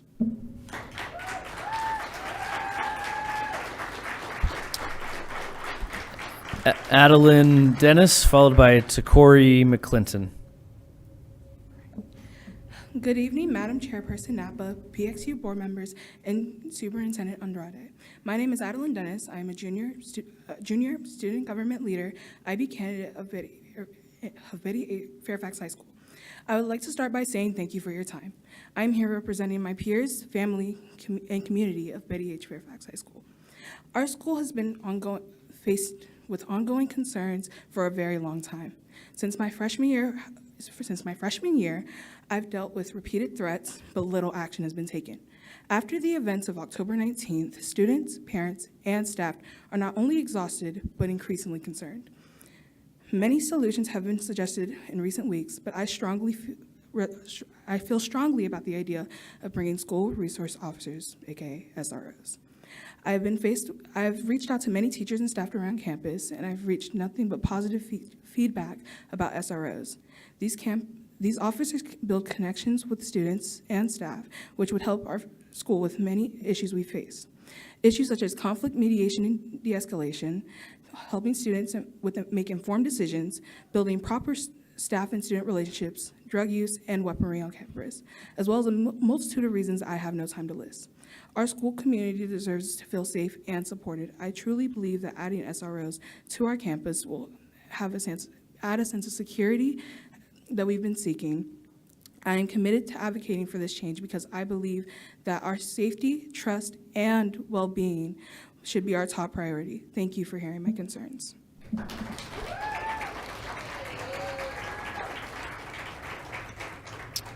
Takori McClinton, followed by Eric Mejia.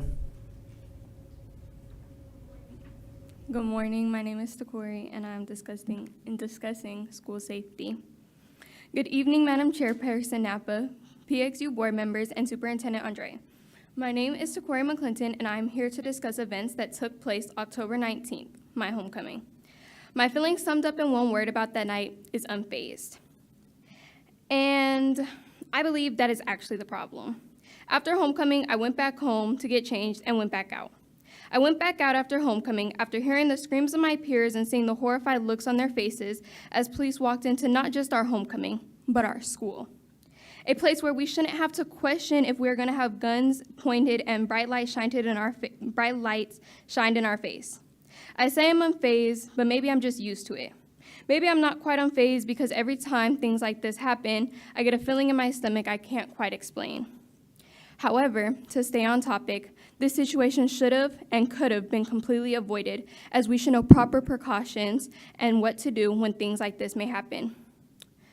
Metal detectors and police officers should be implemented in all Phoenix Union schools.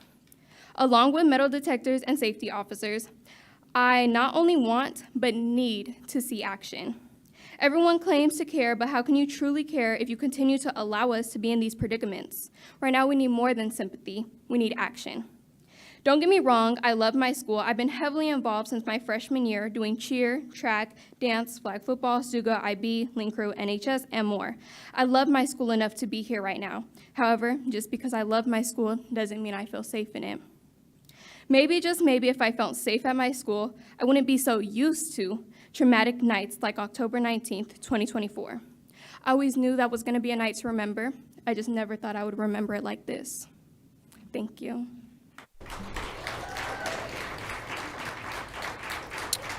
Thank you. Eric Mejia, followed by Jasmine Durant.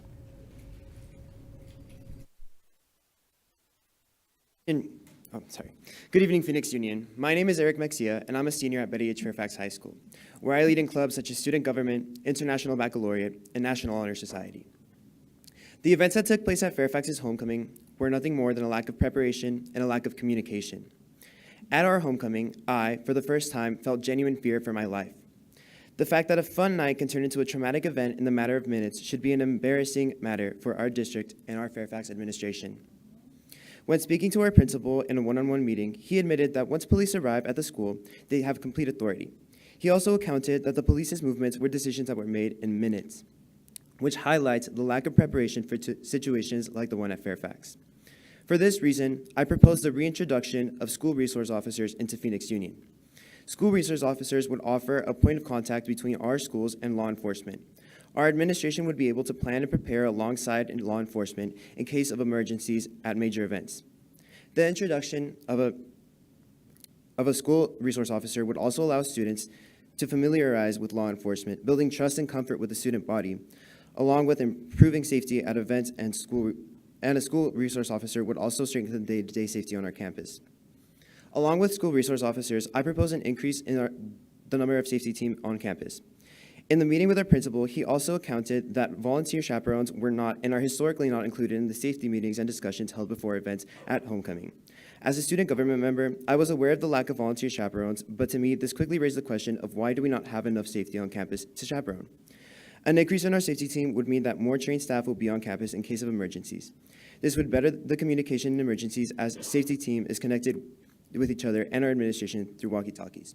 I stand here as a senior at Betty H. Fairfax High School, doing the thing that I was asked by my administration to advocate for myself. But I'm here asking you to take action because that's what you are here to do. Thank you.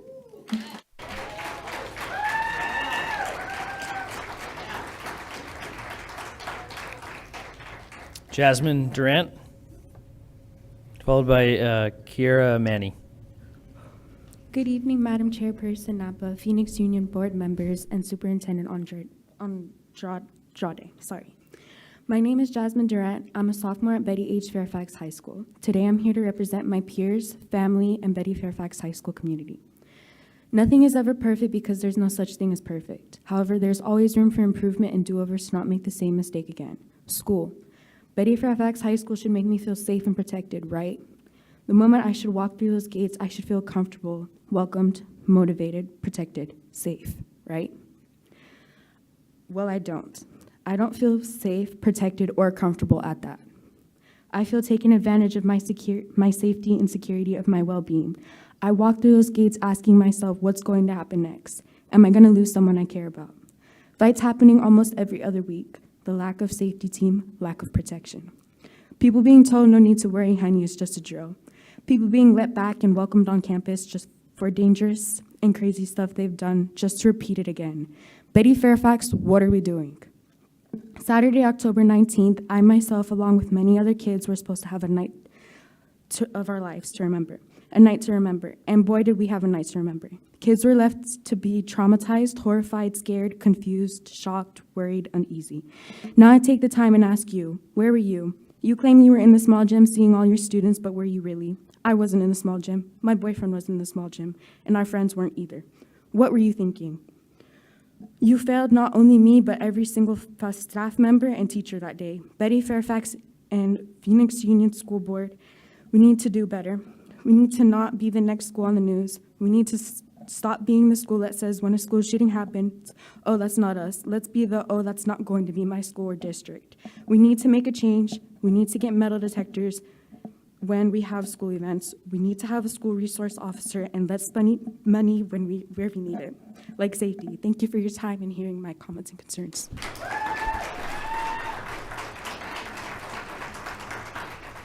Kiera Manny, followed by Isabel Torres. Good evening, Madam Chairperson Napa, PXU board members, and Superintendent Andrade. I'm here to talk about the events that happened October 19th, 2024. This night was a very scary night for a lot of scholars and administration. There was a lack of communication, planning, and instruction from administration and security. There was a big lack of transparency while this event was taking place. Although there was support, there just wasn't enough from administration and security. I will say that this event has made me feel not safe at school anymore. From my perspective, school just feels different. It feels that we're just not protected, especially with everything that goes on at our school, like threats, smoking, fights, lack of support. These are all big problems in our school, and they need to be fixed immediately. I am so glad that I had the support I needed. From my perspective, this was such a scary night. I will forever remember this night. That night, I thought that I wasn't going to make it home to my parents. I thought that I love you I said to my dad when I got out of the car to go to homecoming to have the best time of my life was going to be the last. I would ever say. The thing that I would like to say is what changes are going to be made to ensure that will not happen again. We need a change, and we need it to happen now. As a scholar who loves their school and wants the best for us, and I know that I want more security, metal detectors, better plans, and more drills for these type of situations. I feel that as a school board, you were chosen to make the best possible decisions for our school. So I want to know whether you're going to listen to our needs or do what you want. My name is Kiera Manny. I'm a sophomore student government leader and IB candidate at Betty Fairfax. Thank you for your time.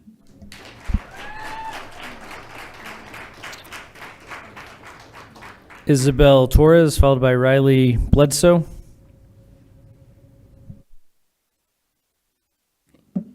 Good evening, Madam Chairperson Napa, PXU board members, and Superintendent Andrade. My name is Isabel Torres, and I am student body president at Betty Fairfax High School. Thank you for your time. I would like to address the lack of reliability and resources for security on campus. I would like to begin with the events I witnessed on October 19th at the homecoming dance. The night was both frightening and embarrassing. I had brought a very close friend of mine. I felt fearful for something not to happen to me, but something that happened to her. I have always spoken so highly of my school, as to which I dedicate so much of my life of Fairfax and of student government. I, along with many of my peers, did not have any communication of what was happening. I felt horrible being out of the knowing after being out of the knowing due to lack of communication of what was happening. It was a horrible feeling. Hold on, sorry, give me a second. My friend had questioned, one thing I clearly remember is my friend had questioned me, how could I be so proud of Fairfax? Quote unquote, what she saw was very ghetto. To which I noticed Fairfax is very much behind on their safety, on their protocols, and to everything on how they respond to such events. Fairfax would have much a better reputation and experience for students if certain things were to take place. There need to be better procedures and communications that are practiced on campus. Admin and district have to come up with plans that allow them to handle situations much better. They need to come up with plans that allow students to feel safe in communication in both school hours and extracurricular activities. It was my first time I felt true embarrassment for my school. There needs to be a change. There needs to be a solution for better communication, better safety, and better resources at Betty Fairfax. I want you to take this situation seriously and come up with a plan for communication and procedures for my school. As student body president, I feel it is my job to make sure that this changes happen. I will not leave and I will not stop fighting until we know there is a change of Fairfax, and Fairfax is a safe place for all students. Thank you for your time.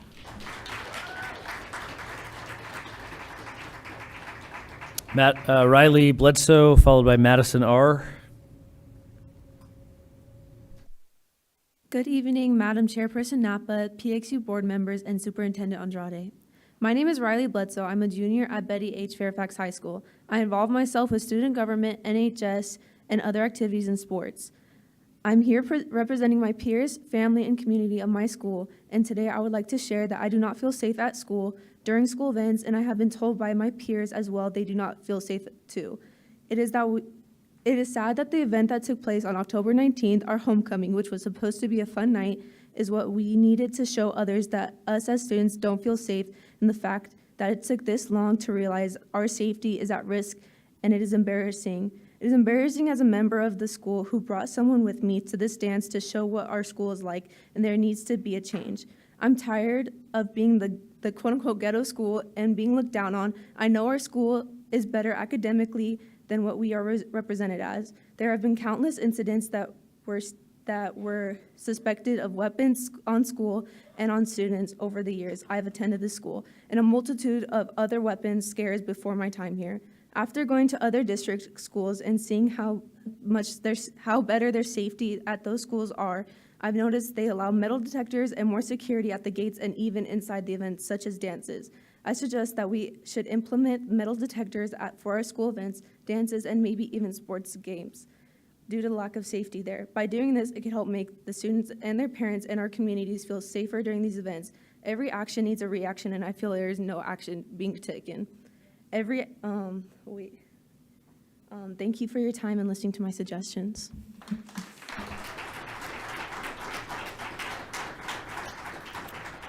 Madison R., followed by Ash.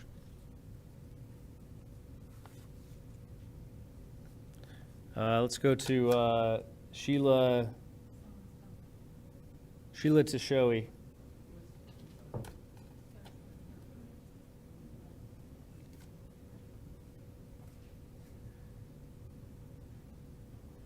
Right, I have Madison R's comment written. She got a little anxious to speak. Is it okay if I read it? President Napa, we can't allow that. She can certainly turn in the statement to the board so that the board can read it, but yeah. Which one is that? For Madison. Madison, okay. Ash or Sheila?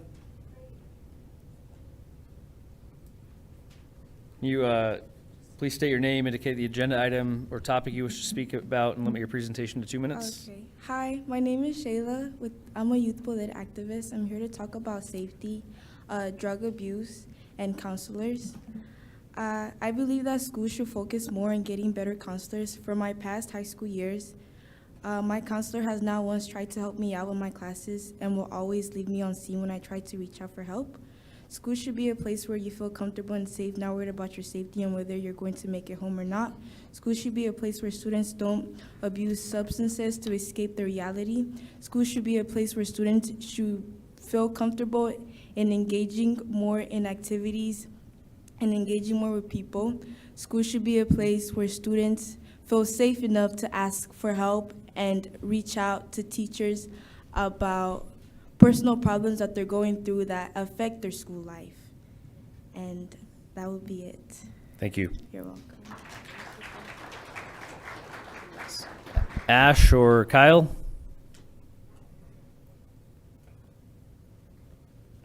This person not here. Please state your name, indicate the agenda item or topic you wish to speak about, and limit your presentation to 2 minutes. Hi, I'm Ash. Oh, you're Ash. Awesome. I want to talk about safety. The metal detectors were a good idea, but I had like a little suspicion that it wouldn't really work. So I got like a little metal model thing I got for my birthday. I took it for about a month and it never really got detected. And I have so many worries about what could happen. And I just don't think it's really safe for the school. I just want more safety. The metal detectors don't seem as efficient. There's other ways to get into the school. There's more holes in the gates than anything. So I just ask, remove metal detectors. Thank you. Kyle, followed by Jumana Abbas. Good evening. My name's Kyle. I'm a student at Maryville High School and a youth bullet activist, and I wanted to touch on the topic of the metal detectors at my school. I know in the name of safety, we have to do things that we don't really want to do, like going through the same metal detectors every single day. But it starts to feel a bit uncomfortable though, when you already feel ghetto. When you add up all those feelings with the videos you see online, ranking your school as the worst school in Arizona or the most dangerous school, whatever that means. And the feeling you get when you find out we actually are the poorest performing school. I'm asking you all to find an alternative form of security, one that doesn't make your students feel like they're dangerous as much as they already feel. I think our students already feel that feeling enough, like seeing that one student be called out of my English class by security every day, handling as if he was being looked for and they finally caught him. I'm asking you all to please find a different form of security. Please don't add on to the shameful feelings we already feel. Thank you so much and have a good night. Thank you.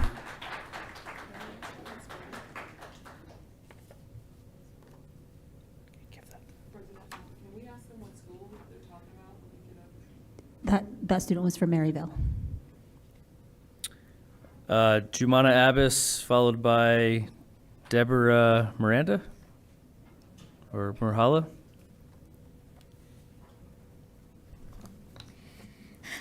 Good evening, Phoenix Union board members. My name is Jumana Abbas. I'm a sophomore at Betty Fairfax High School, student government leader, and youth boded activist. I'm here discussing the topics of student, staff, and community safety. The Phoenix Union School District has recently been trying to enforce metal detectors and on-campus police officers at our schools. Not only are these ineffective, inconvenient, and expensive, they do not create safety. Many of my peers at Boston and Maryville High School have personally experienced metal detectors being ineffective at detecting possible weapons. Not only this, but they cause students to wait in long lines, which leads them to be late to class or miss class, which intervenes with their education. Adding metal detectors at every Phoenix Union school would cost almost $1.3 million. This money can be put into a plethora of other resources that are more safe and beneficial to students' well-being. Treating every student as a possible threat is extremely dehumanizing and overall would not be effective and would only create the illusion of safety. Moving on to my other point, which is on-campus police officers, aka SROs. On Saturday, October 19th was my school's homecoming dance, a time where students should have fun and hang out with their friends. Instead, thanks to Phoenix Police Department, over 300 students were locked in a small gym with AR-15s pointed at their faces. This is an utterly ridiculous response from the Phoenix Police Department to a potential threat. And Phoenix Police Department has shown their violent and unreasonable force with students. Having an officer on campus would not protect students from threat, and Phoenix Police Department openly stated that if there was a threat, the officer could not intervene and instead call 911, which is something that any staff or security officer can do. Instead, we need to discuss and create more productive solutions such as effective evacuation protocols as well as prevention and intervention programs. I ask you to end the metal detectors. Thank you. Thank you. Deborah Murhala, followed by Benjamin Murhala. Hi everyone, my name is Deborah and I'm a student from Independence High School and I'm here to support my peers in the Phoenix Union. Today I would like to talk about the critical issues that are changing ways to think about school safety, the use of metal detectors and the presence of police officers on the campuses. These measures are often seen as solutions to keep students safe, but we need to take a step back and ask, are they truly the best way to ensure a safety and supportive learning environment? Let's start with metal detectors. On the surface, they seem like a straightforward solution to prevent weapons from entering schools, but in reality, metal detectors can create an environment that feels like more like a prison than a place of learning. For students walking through metal detectors daily may enforce a mindset of fear rather than focus on their education. It signals a lack of lust in them and in the community. Many research has shown that metal detectors can actually increase stress and anxiety among students, making it harder for them to concentrate, connect with others, and feel comfortable at school. Furthermore, there's a little evidence to show that metal detectors effectively prevent violence in school. Instead, there are alternative strategies like investing in health insurance, investing in mental health resources, building community trust, and creating a more inclusive culture that can address the root causes of violence more effectively. Now let's talk about police officers on campuses. The role of law enforcement in schools is meant to maintain safety, but it has become clear the presence of officers can sometimes lead to more harm than good. Many students, particularly students of color, report feeling targeted or uncomfortable around police in schools. Studies have shown that police presence can increase the likelihood of minor disciplinary issues escalating into the local matter, which is especially concerning for youth who deserve support and guidance, not punishment, rather than fostering a safe environment. What if we imagine what school safety could look like? What if instead of relying on metal detectors and officers, we invest in counseling, mental health resources, and peer support programs? Imagine. Thank you.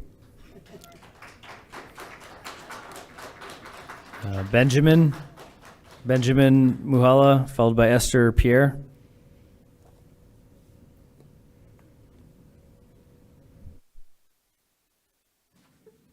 Good evening, everyone. My name is Ben from Youth Border.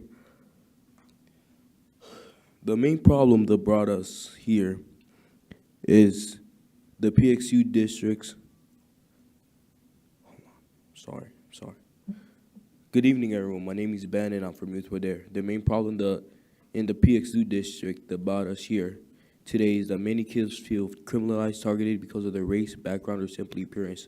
I've heard from multiple sources and students from the district say that the methods the school boards are using are very ineffective and not efficient.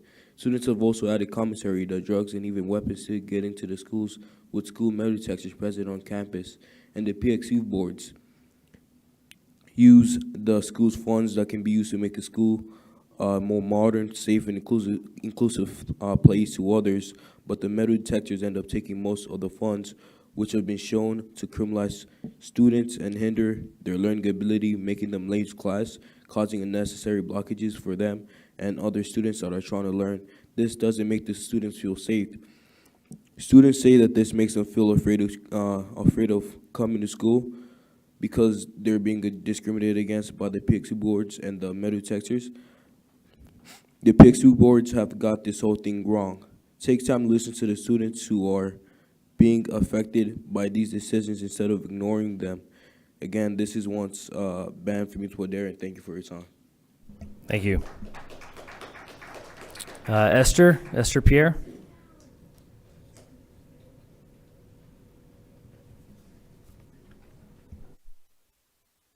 Good evening, everyone.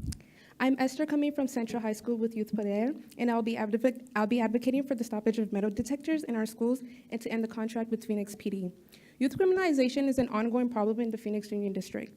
It is important we have conversations on how we can support students that police violence has affected in schools because of the surveillance tactics being imposed upon students, such as metal detectors and police and Phoenix Police Department on campus. One problem that we're currently facing is the attempt to put metal detectors into PXU schools. Not only is this creating a false narrative that all students are a potential threat, it is also ineffective. Metal detectors are a false hope of safety within schools and contribute to the generalization that PXU students, which is made up of 90% of students of color, are at risk. Ongoing with the criminalization of students, enforcing the Phoenix Police Department on campus could cause more damage to students.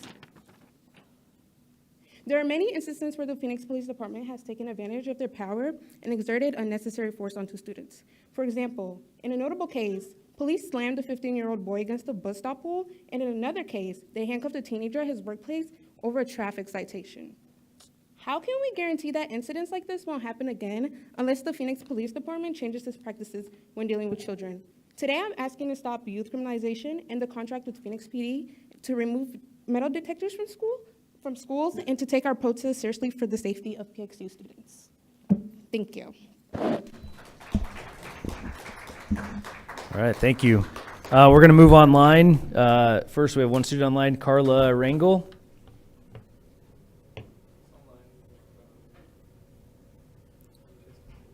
Carla, you have 2 minutes. Please state your name, the agenda item you wish to speak about, and limit your presentation to 2 minutes. Okay, my name is Carla, and I want to speak on the agenda of safety. Good evening, school board members. I'm here with Puente Youth as an alumnus of Trevor Brown High School. I know the impact that the advanced weapon detector system have on my peers and community. With the pilot program, Maryville seems more of a prison than a safe place. I strongly believe that we should be investing in mental health resources and improving this counselor-student ratio.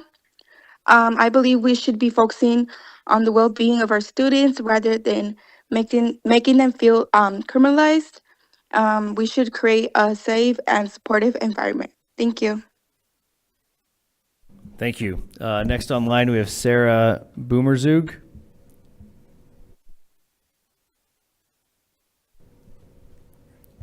Can you hear me? Yes.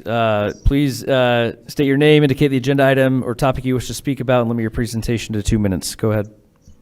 Hello, my name is Sarah Boomerzug. I am speaking again about our language learners at PXU and how we need to do better by them. All our pre-emergent students are required to follow the newcomer model, which requires them to take an elective class called American Studies and a co-taught class.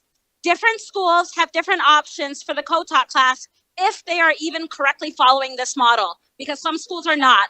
The students who stay in pre-emergent are required to continue repeating American Studies class, which is an elective credit, which takes up their schedule until they go up to the basic level. We have had students who've had to repeat this class 3 times. This has directly impacted their graduation. We need to define within our pre-emergents who is a newcomer and who is a pre-emergent student, especially since this year we have been directed within our pre-emergent block classes to concurrently teach 2 curriculums within 1 class. This is a very difficult ask. It is also very difficult to provide effective teaching with these mixed level classes. There is a huge difference between a newcomer pre-emergent student and a repeating pre-emergent student, and they both require the full attention of their teacher, not the split attention they are currently receiving.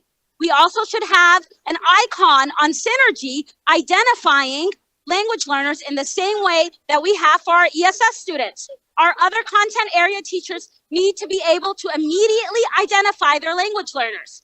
The district also needs to provide a clear, concise directive on what language services and accommodations look like in these content area classes. Allowing students to use translators is not enough.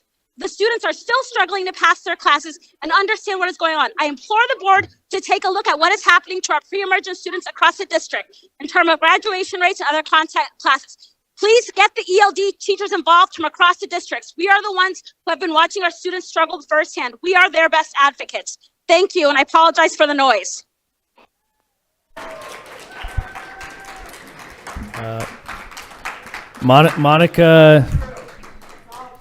Monica Trujillo online. Please unmute yourself. Please state your name, indicate the agenda item or topic you wish to speak about, and limit your presentation to 2 minutes. Can you hear me? Yes, go ahead. All right. Hello, everyone on board. My name is Monica Trujillo. I want to talk about the ESS department, specifically at Betty Fairfax High School, and how things are going unnoticed.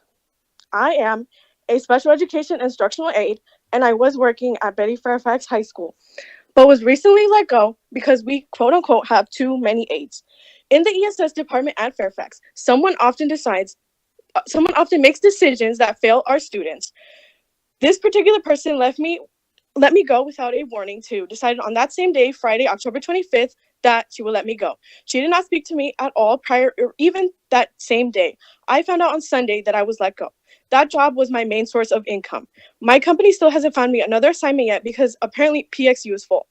This is why aides and teachers often don't come back, because people like this use us and drain us until they don't see a use for us. She not only got rid of me as an aide, but also got rid of an aide who helped a student in a wheelchair. A student who is nonverbal, immobile, cannot feed themselves or use the bathroom on their own. Imagine taking away that little support a student with a disability has simply because in their IP no one-on-one was stated. When the teachers and occupational therapists tried to get him a one-on-one, according to this person that let me go, they said district said no. Apparently, that doesn't make any sense. This person does not take the time to learn our kids, their behaviors, or needs. They do not care about these kids. They often intimidate any person of color they work with or is under them because of their position as a white person. Many may be afraid to speak against them, but I am not.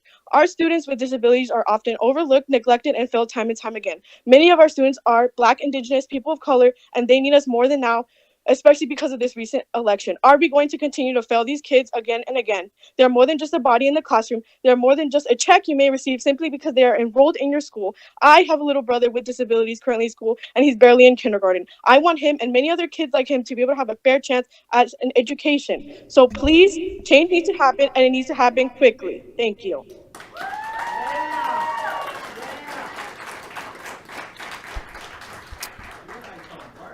Melina Ariano Flores online, please unmute yourself, state your name, indicate the agenda item or topic you wish to speak about, and limit your presentation to 2 minutes. Good evening, school board members. My name is Melina. I'm with Puente Youth. Tonight, I just want to talk about school safety. I used to be a former student of Metro Tech. I heard the Betty Fairfax, and I'm really sad to hear what they had to go through and the fact that, it was a wonderful night for them and it was ruined. I do want to point out, though, that metal detectors are not going to be the answer. They're not going to stop weapons from coming in. Going to Maryville and seeing how the weapon detectors work there and hearing from students, they have said that they don't work, that sometimes they think they're not even on, that sometimes people are late to class because a water bottle is dinged. Students have said that they feel like they're in a prison now, that they understand they understand why Maryville was chosen, which is really sad to hear from students. A year ago, there was an admin who did not remember the passcode to do a lockdown. That still has not been said anything about it. That what happened to this admin? Was there consequences? Were they held accountable? That was never answered out to the public. Is this person still at Maryville? Are they still in charge of our students? I also do want to point out that we used to go every single board meeting in person, but we had to retreat due to the fact that students were being targeted on campus. Students were telling us that they were being called out by teachers and that teachers were letting them know that they didn't have a voice and that they didn't have a say. Due to that, we stopped going. We wanted to make sure our students are safe. So we're not addressing that. The metal detectors are not going to do anything of safety if students don't feel. Thank you. Next up, we have Maria Gutierrez. Please unmute yourself, state your name, and indicate the agenda item or topic you wish to speak about, and limit your presentation to 2 minutes.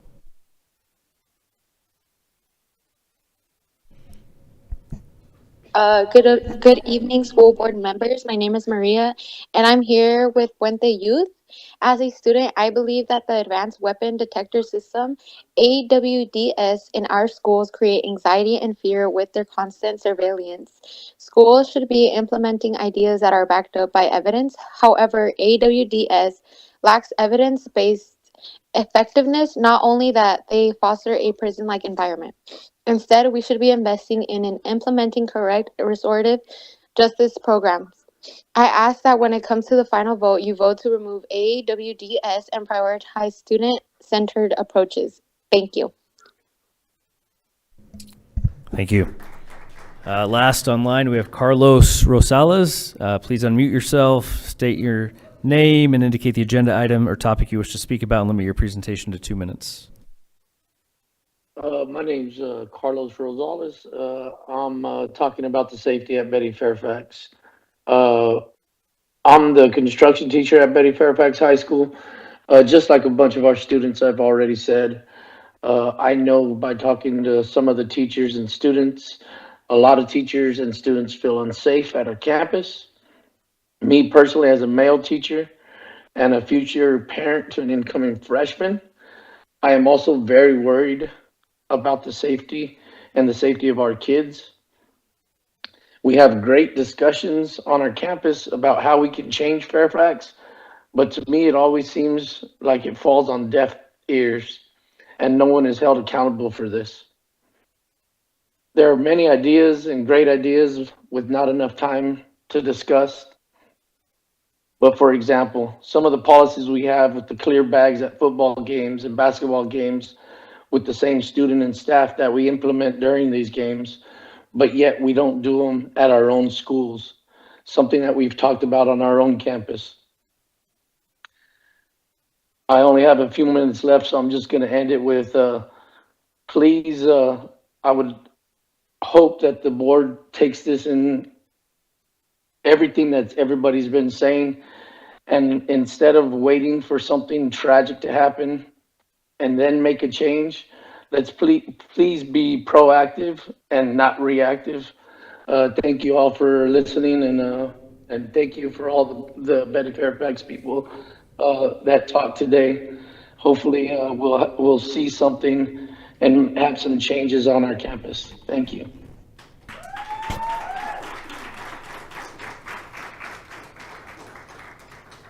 All right, back in person. First up, we have Jeff Heredia, followed by Sean Newman. Please state your name, indicate the agenda item or topic you wish to speak about, and limit your presentation to 2 minutes.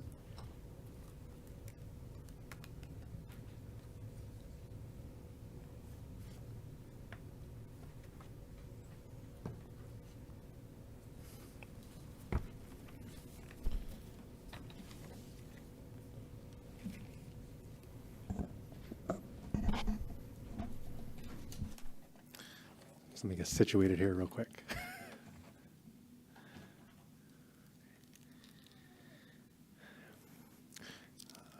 My name is Jeff Heredia, and I'm here to speak on the safety at Betty H. Fairfax High School. Good evening, Governing Board President Napa, Governing Board members, Superintendent Andrade, PXU staff, and the Betty H. Fairfax High School community who is here and who is listening.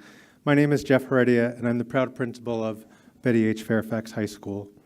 I'm sharing with you all today in response to an incident that happened on our campus on October 19th regarding our homecoming dance. As an educator, as an administrator, as the principal of that school, I have always taken safety seriously, and this night was not any different.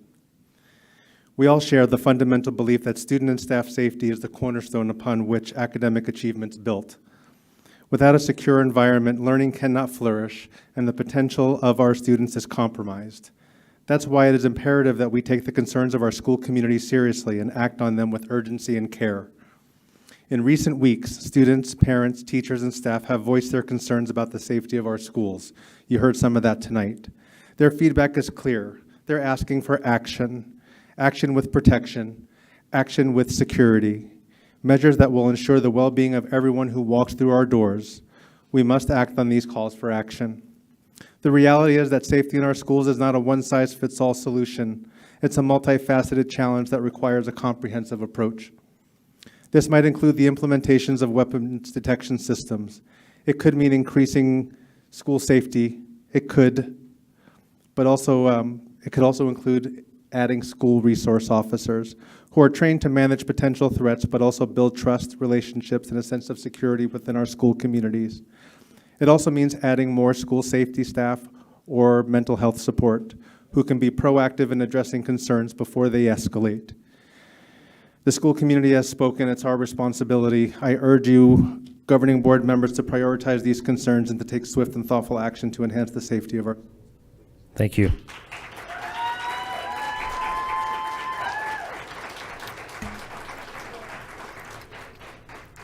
Sean Newman, followed by Daniel Langdorf.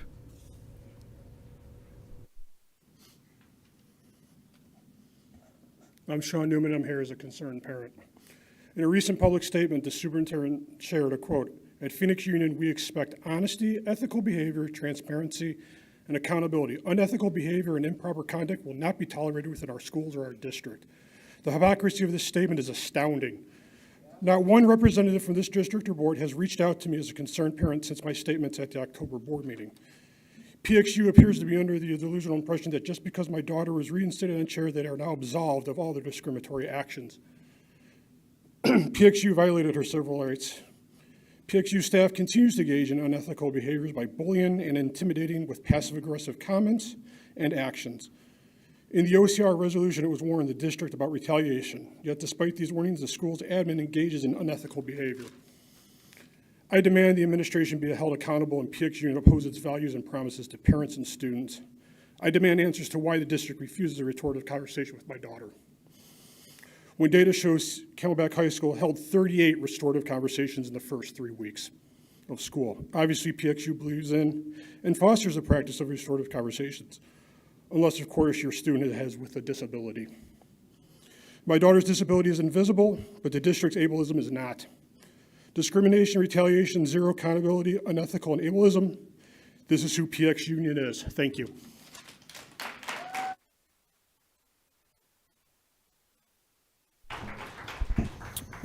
Madam President, can we ask the superintendent to follow up on that with us? Next up, we have Daniel Langdorf, followed by Leah Vieira.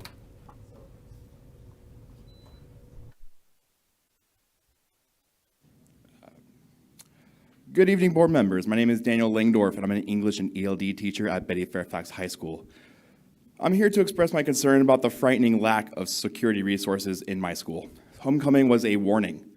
We are struggling to perform the most basic of safety routines. Our security team is often required to abandon their posts to do jobs they are not equipped to succeed at. This leaves our campus vulnerable, and with issues around weapons, intruders, and violent threats, we will pay for inaction with blood. When I asked my administration for a wish list of needed upgrades, their message was clear. Our current resources are, to be frank, inadequate and honestly sad. At minimum, we need you to provide the essential security staffing and resources you tell the community are in place when you ask them for the responsibility of representing their interests here on this board. What do you have to tell us, the ones who know how bad it really is, the ones breaking up fights, finding bullets, confiscating weapons, staying extra vigilant after yet another school threat, and calling dispatch only to receive the disheartening echo of never-ending ringing? If you want this community to believe you actually intend to keep our schools safe, we demand to see that through action. And if you won't take action, trust me, we will.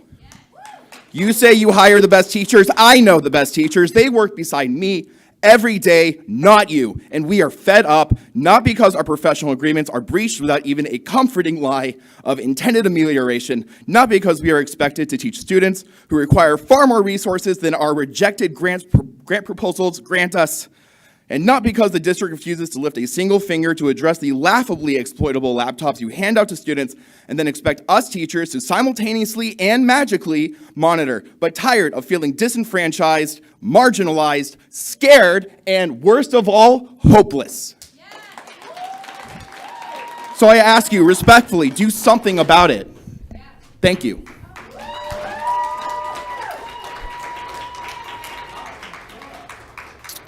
Leah Vieira, followed by Jacqueline Swope. Jacqueline Swope.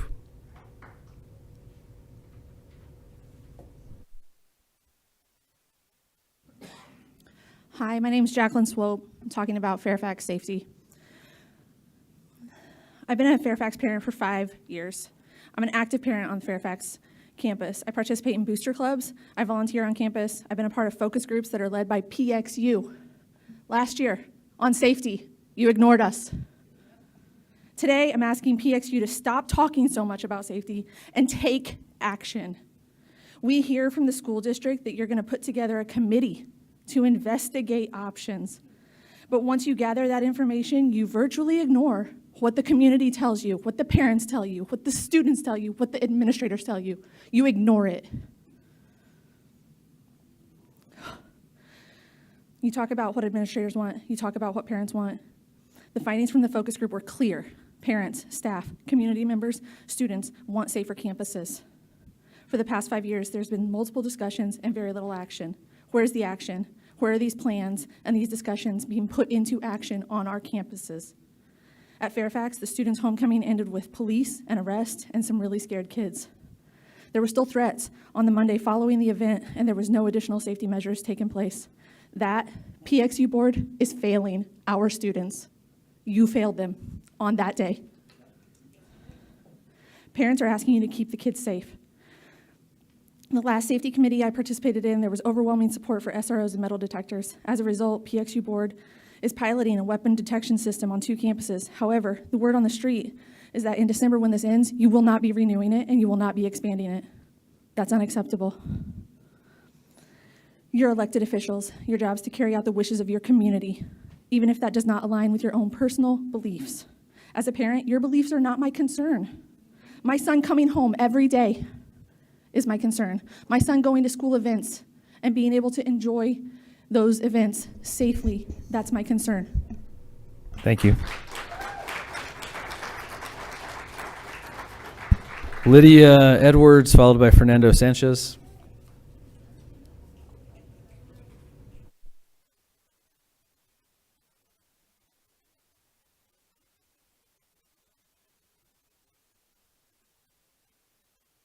Yes, Lydia Edwards and then Fernando Sanchez. Good evening. My name is Lydia Edwards. I teach at Betty Fairfax. I coach at Betty Fairfax. I'm an advised student government advisor, and most of all, I'm a parent of 2 students at Betty Fairfax. And my concern is school safety for my students, for my own children, for my peers, for safety, for my administration. Our campus is not safe, and not because we don't do our best efforts. In the last month, I watched police riot the gym and incite fear in kids that were just having a good time. I've myself broken up 2 fights in my building, helped safety usher out over 100 kids a week because we have kids just wandering around with no accountability because our policies don't allow us to do what we need to do to get kids into classes or have consequences for those students that are walking around. We need measures where we can ensure students are in seats or they're in a safe place where they're not wandering. We need to ensure that our safety team needs more people. 9 people cannot safety 2,000 kids. Fairfax is growing rapidly. We have apartments that are about to open. We have condos. What are we gonna do when Fairfax is at 2,500 kids if we can't control the 2,000 kids we have now safely? It's a concern, and we're just waiting and waiting for something to happen. I don't want my kids to be on the news. I don't want my students to be on the news. I want us to do something now that's reactive and get a plan together. Our administration needs assistance, our safety needs assistance, our teachers need assistance, and we need you guys to help us. We are here asking for help. We need SROs. We had SROs before, and they make a tremendous difference. I've been in Phoenix Junior for almost 20 years. I've seen them come and go. We need them badly. And we're asking for them back. We need metal detectors. It might not be the perfect solution, but it sure is a deterrent for some kids. So we were asking you guys, please help us. We need you guys to hear us. Thank you for your time.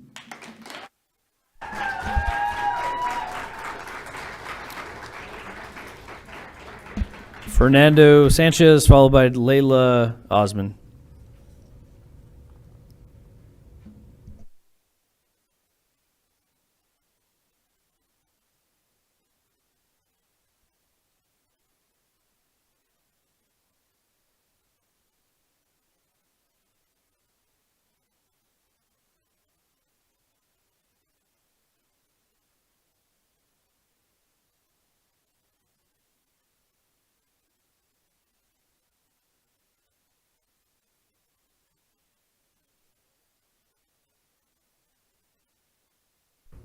For safety, people are not supposed to approach the dais. Got it. Will they be able to see them afterwards?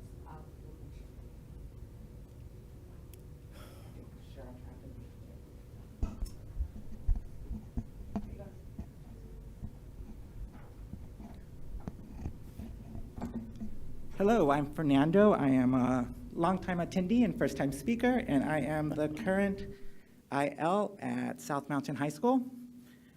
IL of the ELD department. Sorry, it's my first time speaking, so I'll be a little shaky, but I'll get better at it because I'll be speaking every month. All right. So, and what I was trying to hand out with you guys has this table, like this colorful table. This is a listing of all of our ELD classes that we currently offer. The green ones are the ones that have ELD teachers, like our ELD department. The yellow ones are .2 course, or taught by .2 teachers. In our department, we currently have over 20 .2 teachers working for our ELD department. The purple ones, those are the ones being taught by long-term subs. And the red ones, those are the ones that don't even have an ELD teacher in the class. All right? So this school year, no one has checked in with us about what's going on in ELD. Last year, we would have monthly CNI compliance meetings, and that has stopped. The directors here, well, you know how, like, I'll put it bluntly, you know, kind of like within this ivory tower, everyone has a title, but no one has responsibilities. That's kind of what's going on. Like, I don't know who to go to speak about what's going on here, because every time I speak up, it's somebody else's issue. No one directs me to who I need to speak with. At the last listening session for the board goals, Board Member Oliver, you said that you had spoken with directors and they would get in touch with me. No one ever did. All right. Another attachment that you can see with this is an email about what happened last year. So our pre-emergent teachers, we had a teacher who taught 3 blocks of pre-emergent classes that were originally capped at 16. Her classes were loaded with 36 students across the day. So she was teaching twice as many classes, twice as many students per class. And Thank you.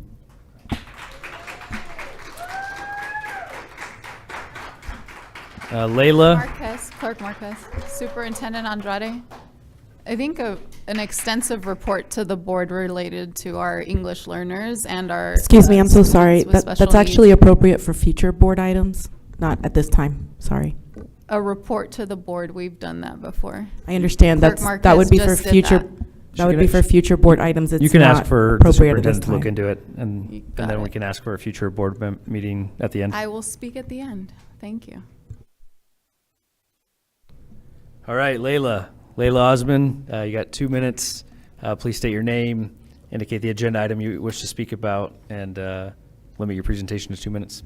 Okay. Hello, my name is Layla. I'm here with Youth Poder, and I want to talk about an issue that deeply impacts students in Phoenix schools. I'm going to talk about allocation of funding, and I want to talk about school safety. Right now, we're seeing investments in areas that don't directly support students' mental well-being or safety.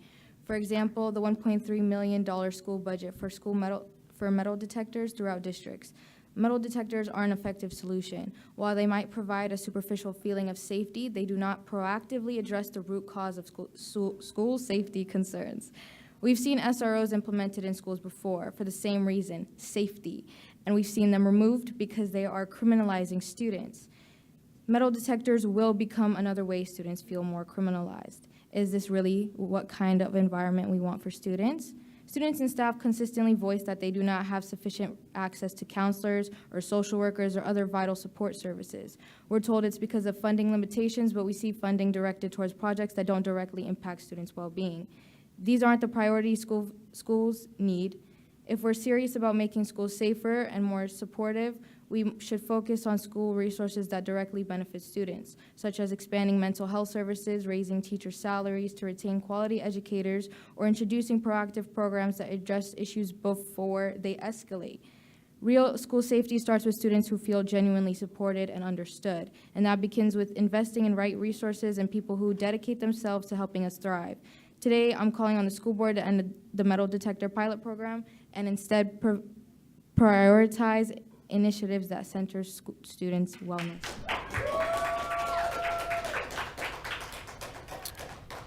Elizabeth Burgess, followed by Kayla Thurber.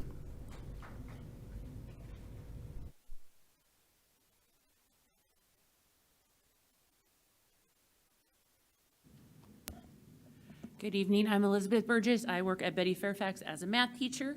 I'm here not only as a teacher, but as a parent of a student at Betty Fairfax. The recent homecoming incident is calling attention to the critical issues in our school safety and discipline. Since that night, I've seen parents pulling their kids out of Fairfax, worried that we can't guarantee their safety. Me, myself, am considering that as well, because we cannot keep our kids safe.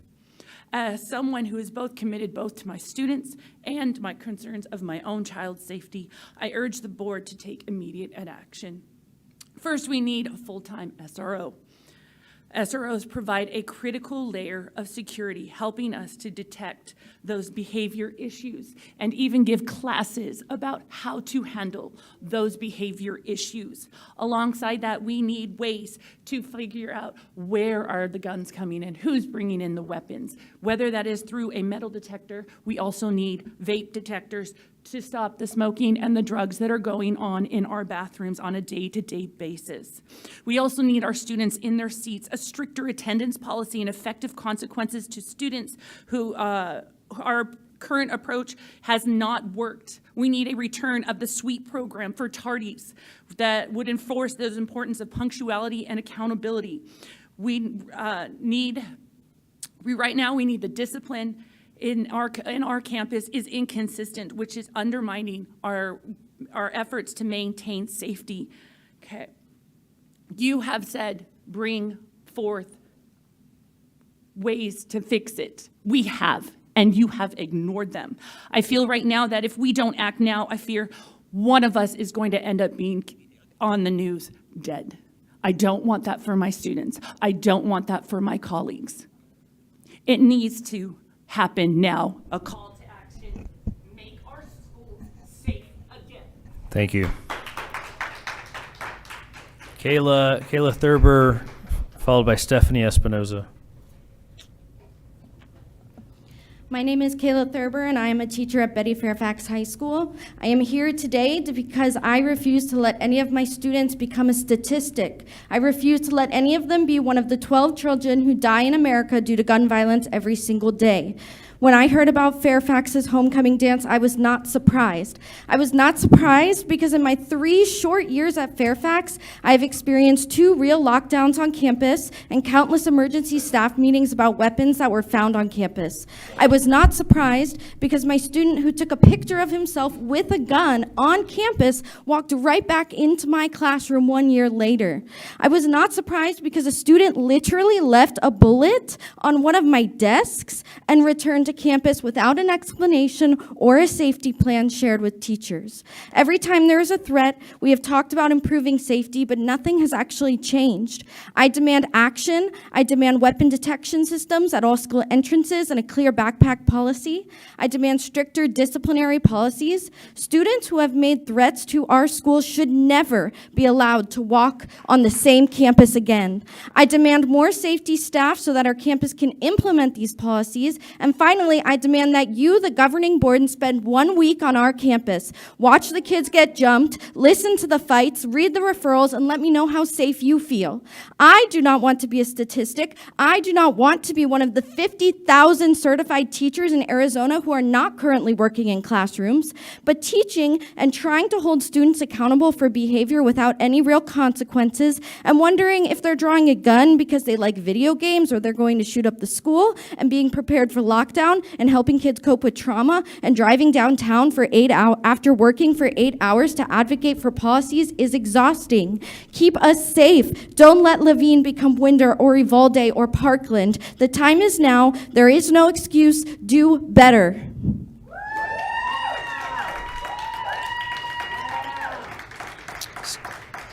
Stephanie Espinoza.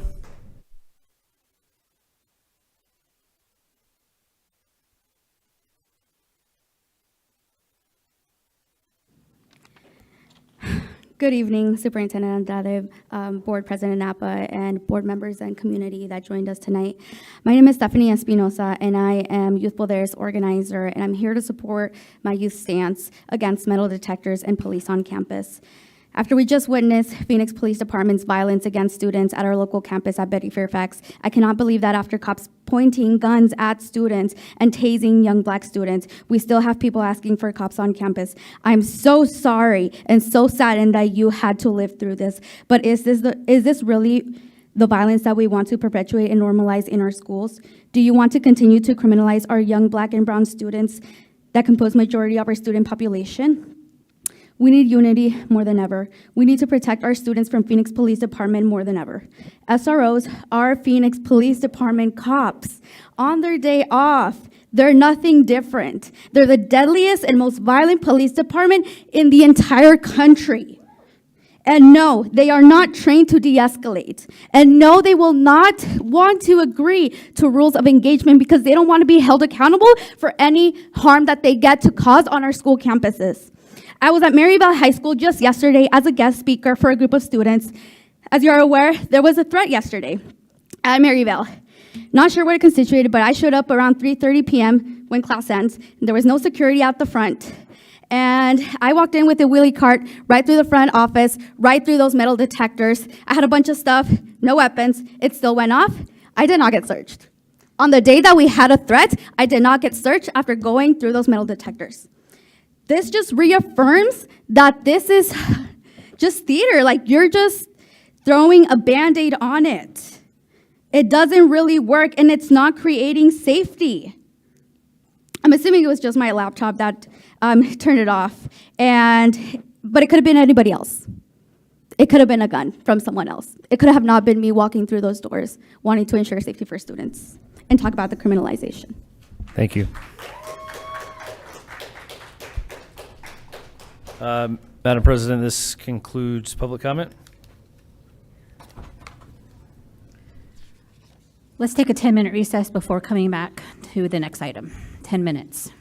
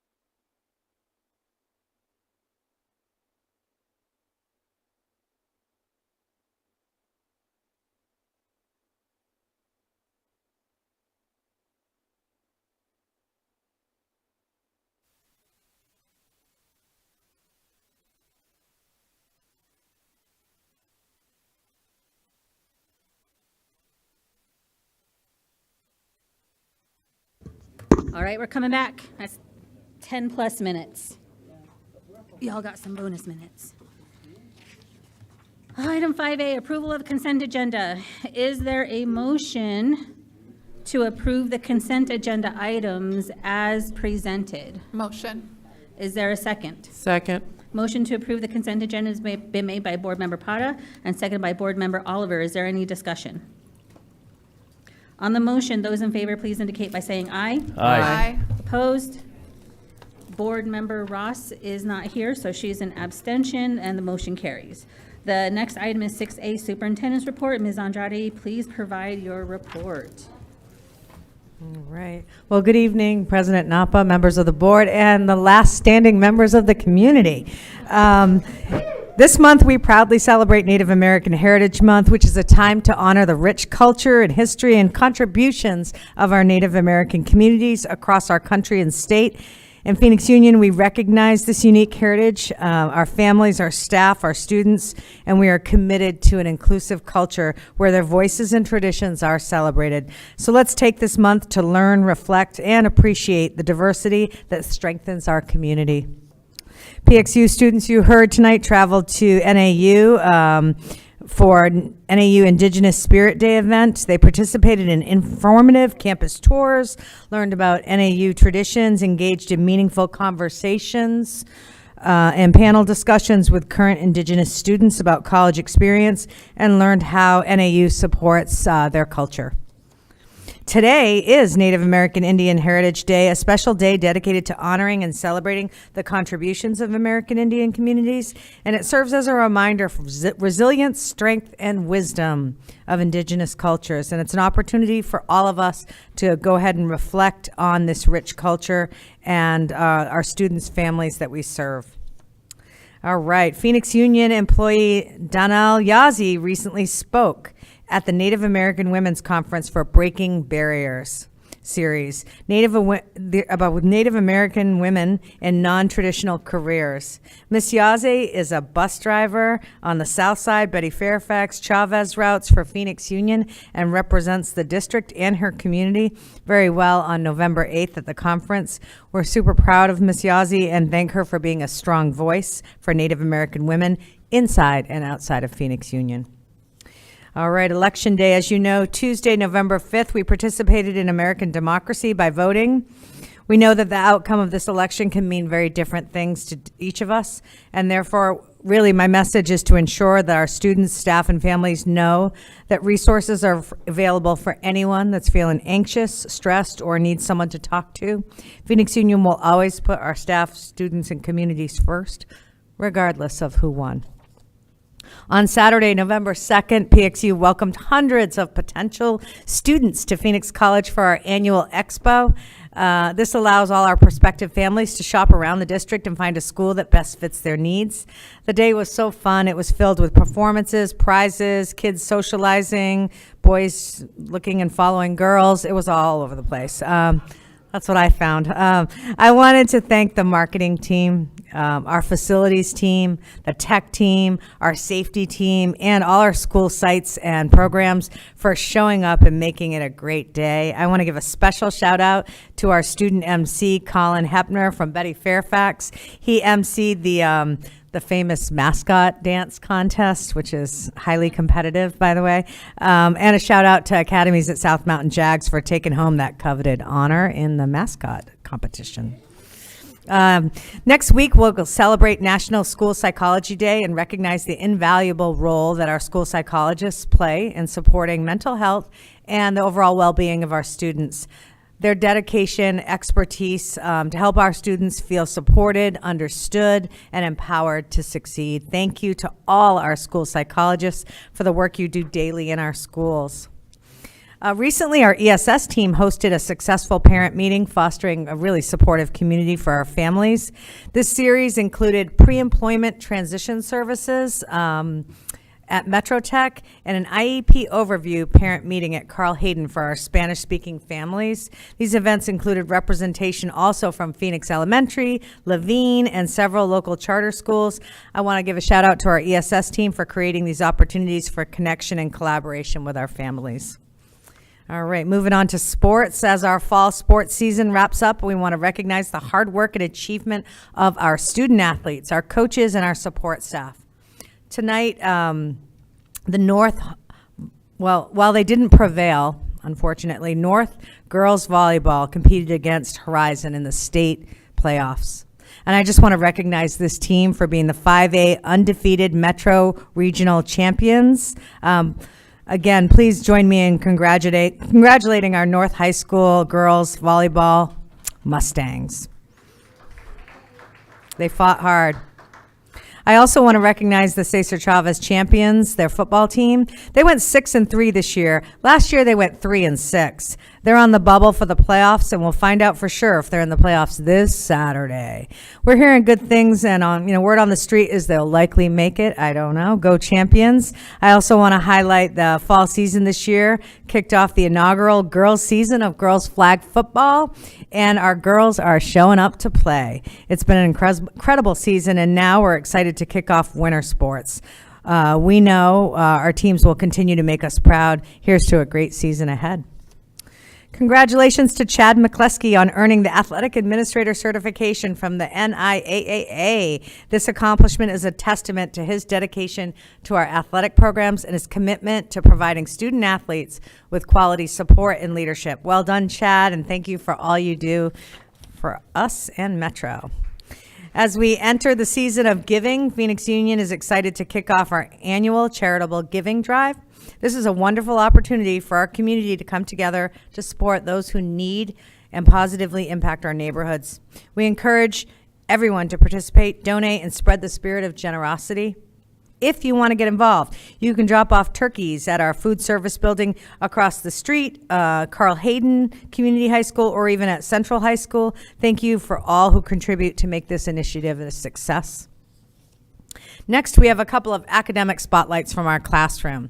The Trevor Brown Engineering and Artificial Intelligence students participated in the 3rd annual DBACS and Honeywell Robotics competition hosted by the Diamondbacks. Teams were tasked with creating a robot that would participate in a home run derby and a fielding challenge.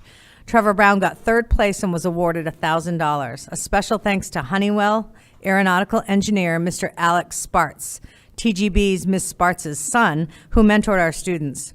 I want to congratulate some special students: Luis Aguilar, Jonathan Mendoza, Jocelyn Delgado, Jonathan Lopez, Yadari Valdez, Maya Shaw, Maria Jose Baiz, Anthony Soto, Macy Gomez, Alex Serrano, Diego Kikuspo, and Yvonne Medina for earning 3rd place. Thank you for our Trevor Brown, and also a huge thank you to the Trevor Brown engineering teacher, Miss Raquel Diaz. All right, Camelback. Our second story from the classroom tonight comes from Camelback Montessori. As you know, students in Phoenix Union are resilient and come with stories that inspire and bring empathy. In Montessori Junior English, students reflected upon their core life experiences that have shaped their character. In creating a timeline of their lives, students selected a moment that had forever changed them, noting the trait revealed of their character and creating a symbol of that in a tattoo, representing a permanent change. I don't think the tattoos were permanent, but by walking around with these tattoos on their arms, students share their stories of perseverance with one another, and through this, we support their healing and empower them by providing a space for them to be heard and loved. What a great activity.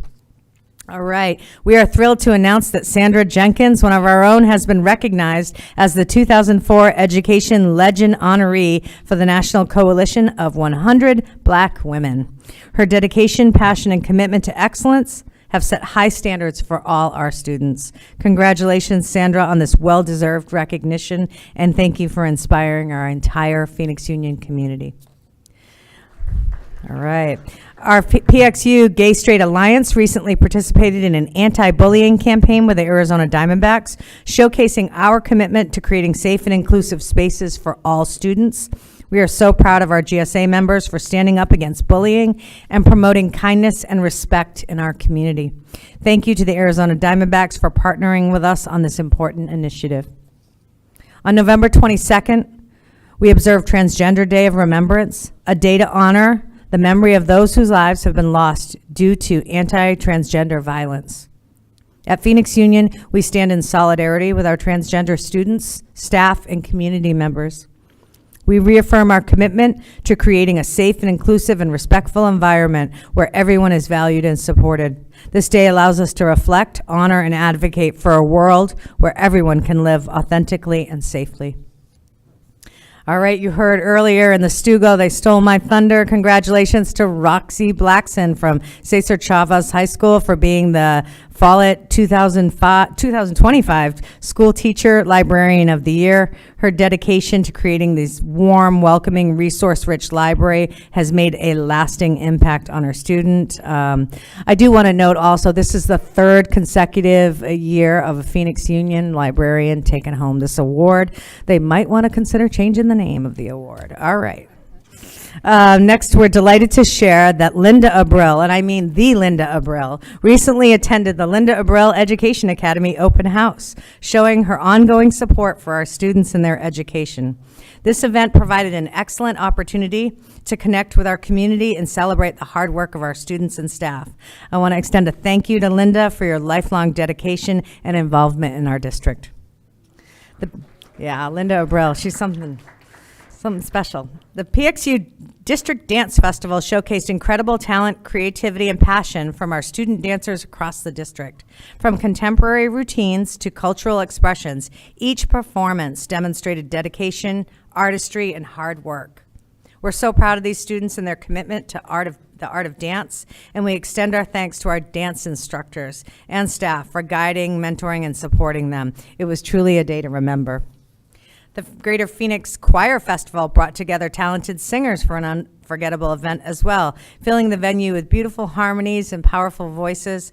Our PXU choir students represented us with pride, showcasing their vocal skills and dedication to their craft. Thank you to the choir directors, students, and everyone involved in making this festival so successful. We're proud of the talent and commitment our students bring to the stage. And lastly, on October 30th, the Academies at South Mountain hosted the annual Marching Band Expo, where our talented PXU marching bands had the real chance to shine. It was an impressive display of skill, teamwork, and dedication. Thank you to our music directors, our students, everyone that helped make this event successful. We are so proud of our bands and their hard work and unforgettable performances. All right, as you know, we're entering the holiday season, and this year you'll see 4 of our schools represented during the Light Parade. So save that date. Stay on the lookout for Phoenix Coding Academy, Phoenix Digital Academy, Bioscience High School, and something secretive but special from Central High School. They won't give it up. All right. Well, the Light Parade is on Saturday, December 7th, beginning at 7 p.m. on Central and Montebello. We're hoping to inspire future Phoenix Union students who see our schools marching in the parade. And last but not least, on November 11th, we not only have a long weekend, but we honor Veterans Day and take a moment to recognize the bravery and sacrifice of all our veterans who have served our country. Today, I just want to make a special acknowledgement to Aaron Marquez, Signa Oliver from our Phoenix Union Governing Board, who each served our country with dignity, grace, and honor. Thank you, Member Marquez and Member Oliver, for your service. To all veterans out there, we express our deepest gratitude and respect for your contributions to our great nation. And with that, I turn it back over to you, President Napa. Thank you. Thank you so much. The next item is 7A. Well, first of all, no invite to the marching band invitational at South Mountain. I was in the marching band for 4 years, I'm just saying. Noted. 7A, 2023-24 PXU Achievement and State Letter Grade Overview, Ms. Andrade. All right. Well, I just want to remind everyone, for the past couple of years now, our campuses have been so hard at work increasing opportunities for students that will prepare them better for post-secondary experiences, whatever that may be. And we knew we were on the right path, building robust freshman houses back in 1920 and 2021, places where our students would feel connected, monitored, and supported in their transition to high school and in staying on track. We knew that when we increased dual enrollment opportunities, we were on the right track, and the rise we monitored through our data. And tonight, the hard work is truly showing up. By no way is this work finished at all. In fact, we have a lot more work to do with our students reaching proficiency on ACT and growing academically. But tonight, I want to truly commend our campuses for a historical letter grade year. Every campus is seeing progress and is making improvements. I'm so incredibly proud of our principals. Principals, if you're still here, stand up. All right. Thank you. I want to thank our principals who lead our teachers and staff. Sharing these outcomes tonight, I want to turn it over to Chief Tejas and Mr. Camp to give you a brief overview of the letter grades for 2024. Well, thank you, Ms. Andrade. Good evening, President Napa, governing board members, and our Phoenix Union community. It is my pleasure to quickly present the recently released outcome of our school letter grades. Tonight, we will share the results, as Ms. Andrade said, of the hard work and focus of preparing every student for success in college, career, and life. And we celebrate and share these opportunities as well as continued improvements. To get us started, I'd like to take a look at the current categories that make up our state letter grades. Hang on one moment, we're having technical difficulties. There we go. As you may recall, our schools are evaluated using either a traditional model or an alternative model. This slide is for all of our schools evaluated using the traditional school model for state accountability. As I briefly describe each area, board, you will recognize how the goals that you adopted last month support the indicators for the state letter grades. Starting with blue, proficiency, which is 30% of the state assigned label, you will recall that we discussed the state's use of junior year ACT scores as the data point. Proficiency is defined as the number of students in the junior cohort who scored a 19 or above on the ACT. Green is for growth and makes up 20% of the school's letter grade.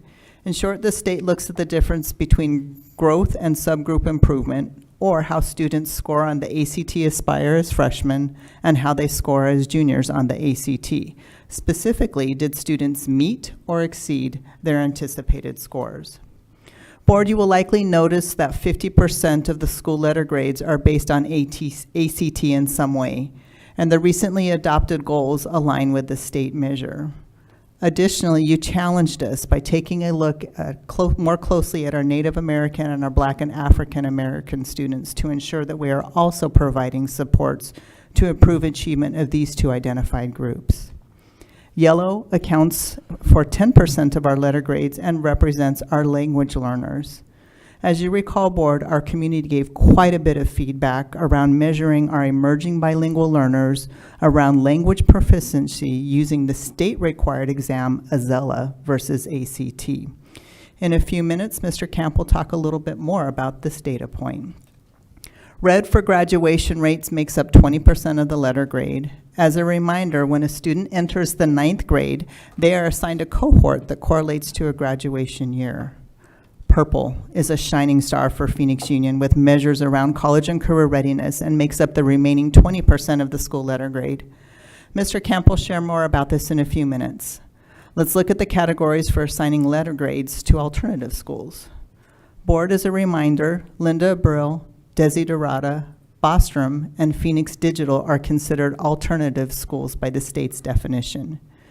You will note the same categories are included in the alternative school model as previously discussed in the traditional model.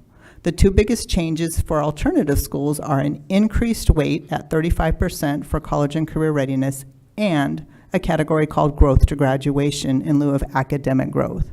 This indicator looks at how students are progressing towards earning their high school diploma. What we hope to show you on this slide is the breakdown of the letter grades just a little bit differently. Proficiency and growth have already been briefly described. Mr. Camp will talk in more detail about our emerging bilingual or language learners and college and career readiness. I'd like to focus in on graduation quickly. Remembering that students are assigned a cohort when they enter the 9th grade with an expectation that they graduate within 4 years. Most of the students graduate with their cohorts.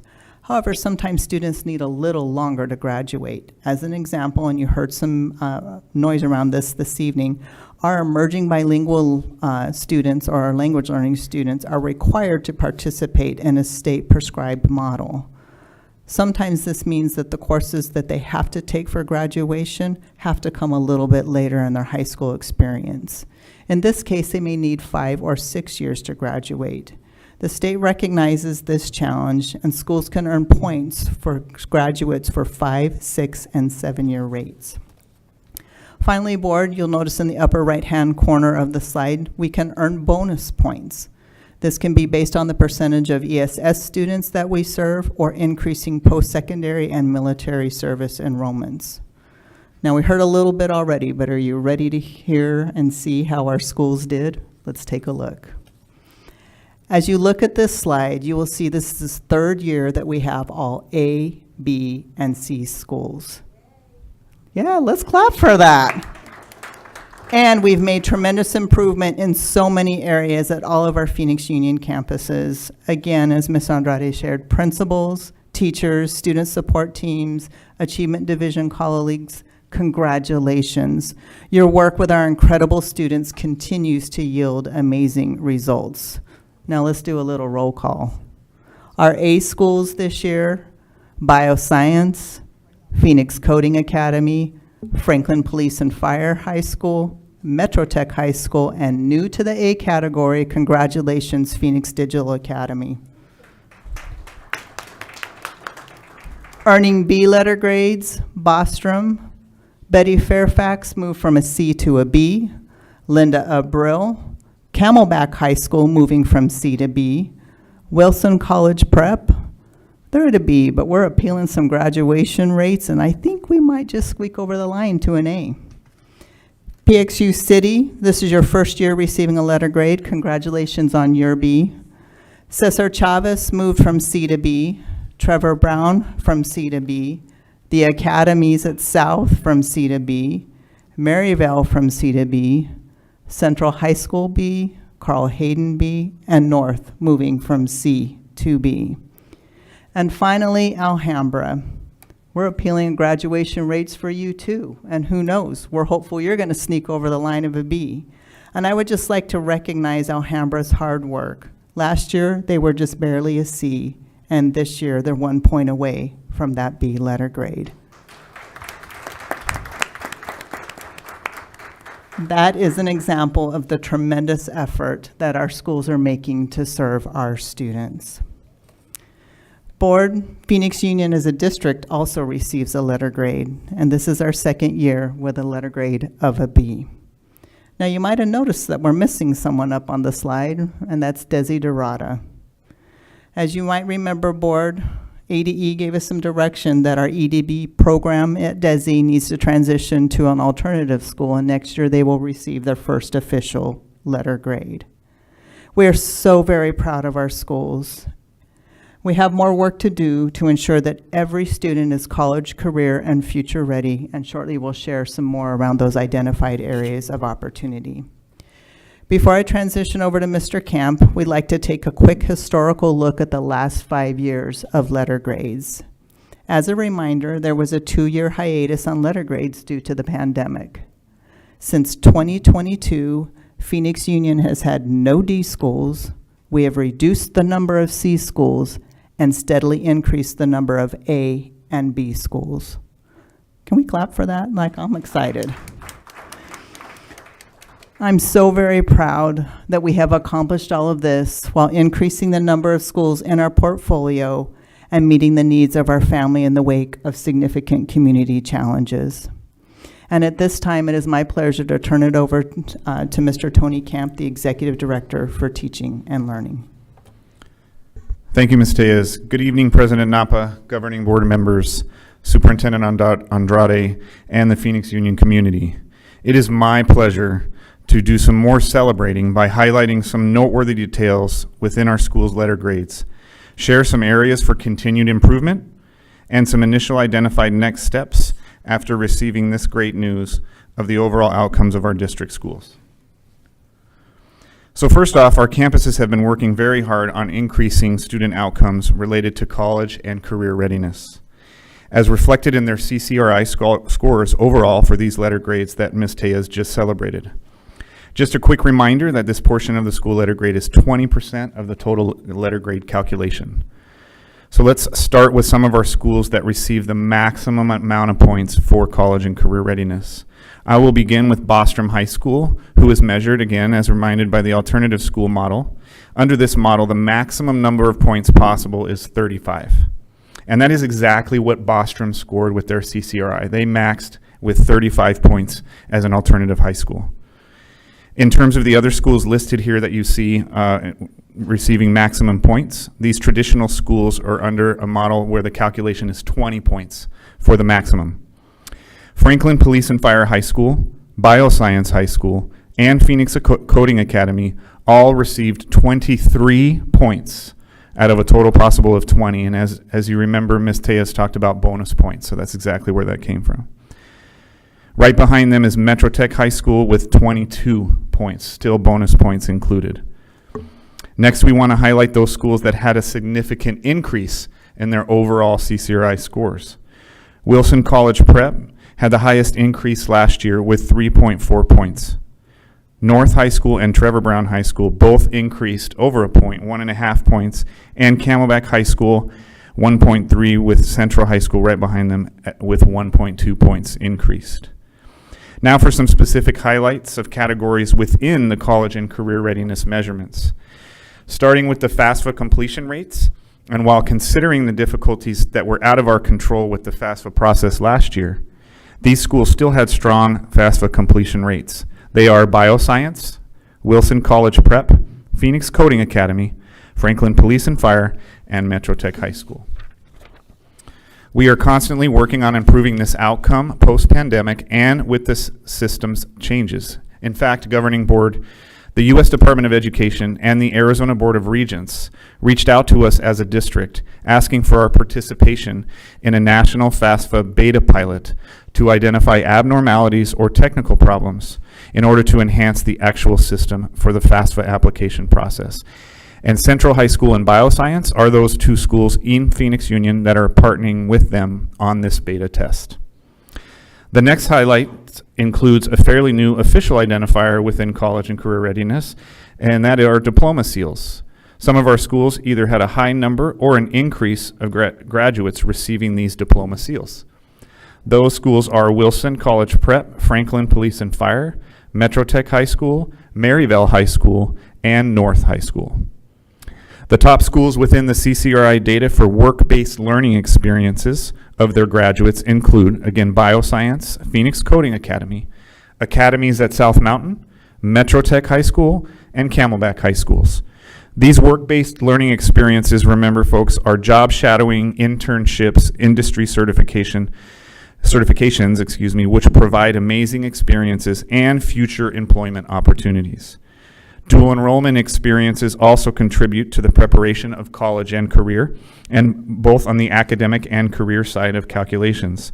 Schools that have a high or increased number of students who achieve success in English, math, science, and social studies dual enrollment courses are Phoenix Coding Academy, Metro Tech, Camelback High School, Central High School, and Trevor G. Brown High School. The top schools for success in dual enrollment connected to career and technical education courses are Franklin, Phoenix Coding Academy, Metro Tech, Central, and North High Schools. Great job to all of our schools for continuing to provide such amazing opportunities for our students. Next week, great job, yes. Lots of clapping to come as well. Next, we have some noteworthy celebrations related to the growth of our EL students, or our emerging bilingual students, which, as you recall from earlier in this presentation, makes up 10% of the total calculation. As you see on this slide, there are two categories within English learner growth. One is the reclassification of EL students on the Azella, but also included in this measurement is the growth of Azella from one classification to the next. So both of those calculate in these figures. My first celebration is that all of our Phoenix Union schools received 6 points or higher. And these numbers are significant considering the exponential growth that our schools have seen related to English learner enrollment, while also continuing to show great growth, which is an affirmation that the goals the board have recently adopted are on point as they include this growth to proficiency measurement. For some of our top schools, we had 3 schools that received 10 out of 10 points. That's the maximum number of points in this category. That is Franklin Police and Fire, Metro Tech High School, and Wilson College Prep. Right behind them with a near perfect score of 9 out of 10 is Camelback High School, Trevor G. Brown, and Phoenix Digital. And receiving 8 out of 10 points, we have 6 schools this year that received 8 out of 10 points. Central, North, Fairfax, Alhambra, Cesar Chavez, and Bostrom High School. Any school that receives 8 or more points have made growth in most or all of those student levels of EL proficiency, as well as significant success in their reclassification rate. I would like to briefly talk about another important note regarding these results, and that has to do, of course, with the total enrollment of English learners at these campuses. I would like to specifically highlight 2 schools on this screen here in particular, as their EL enrollment is in most cases more than double that of their sister schools with these gains. That is Alhambra High School and Trevor Brown High School. They both have over 600 identifying emerging bilingual or English learners, and the fact that they're on this screen with amazing growth is commendable.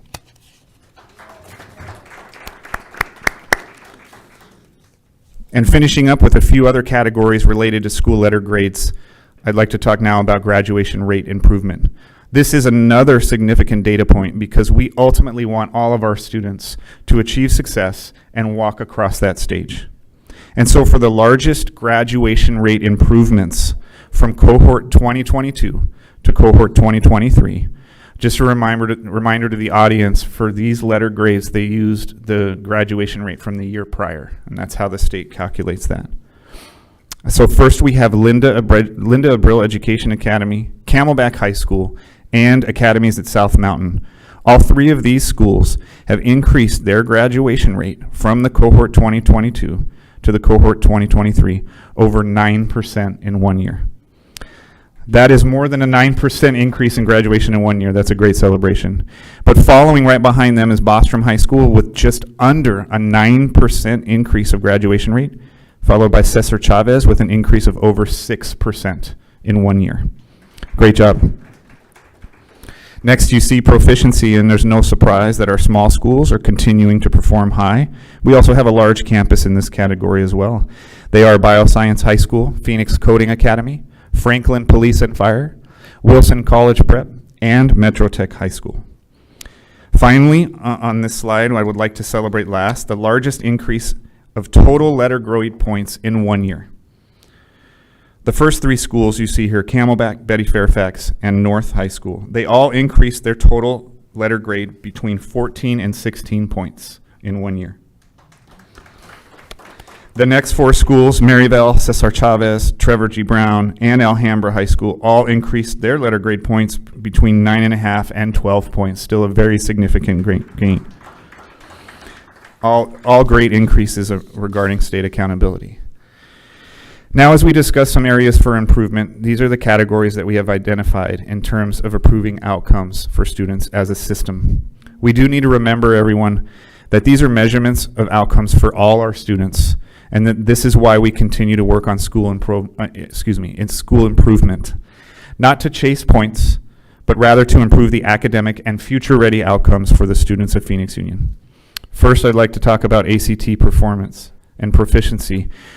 We are continuing to dissect and deeply examine the proficiency measurements we have in our menu of assessments, and where our formative or growth data is reflective of the experiences that our students have, tying in the individual growth of students as measured by NWEA, and how that affects the predictor score and accuracy of our students on ACT. Next, as Ms. Tejas mentioned, we pride ourselves on student growth. We are on the right track with respect to looking at all student groups related to the diverse population of our students to close those achievement gaps. And again, the board has done a great job identifying these indicators to begin redefining our systems for increased equity for all students. In addition, board, as identified in our board goals, we will continue to work on improving our systems and delivery within our EL program for growth and increased proficiency of this equally important group of students. Graduation rate as a district, you see from a 72% to a 75% increase as a district. That's a great increase. And we can do better. We must do better.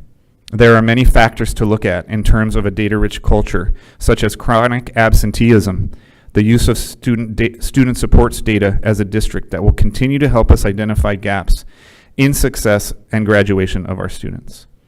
I talked before about the FAFSA challenges, and while many of those challenges last year were out of our control, we can still increase parent understanding, engagement, and support of their students on this step towards post-secondary enrollment. As mentioned earlier, I will continue to work with national departments on the FAFSA system itself for improvement. And so before we end our presentation tonight, Governing Board, I want to take a brief moment to update everyone on the upcoming changes from the State Department on how school letter grades will be given and reported in the future.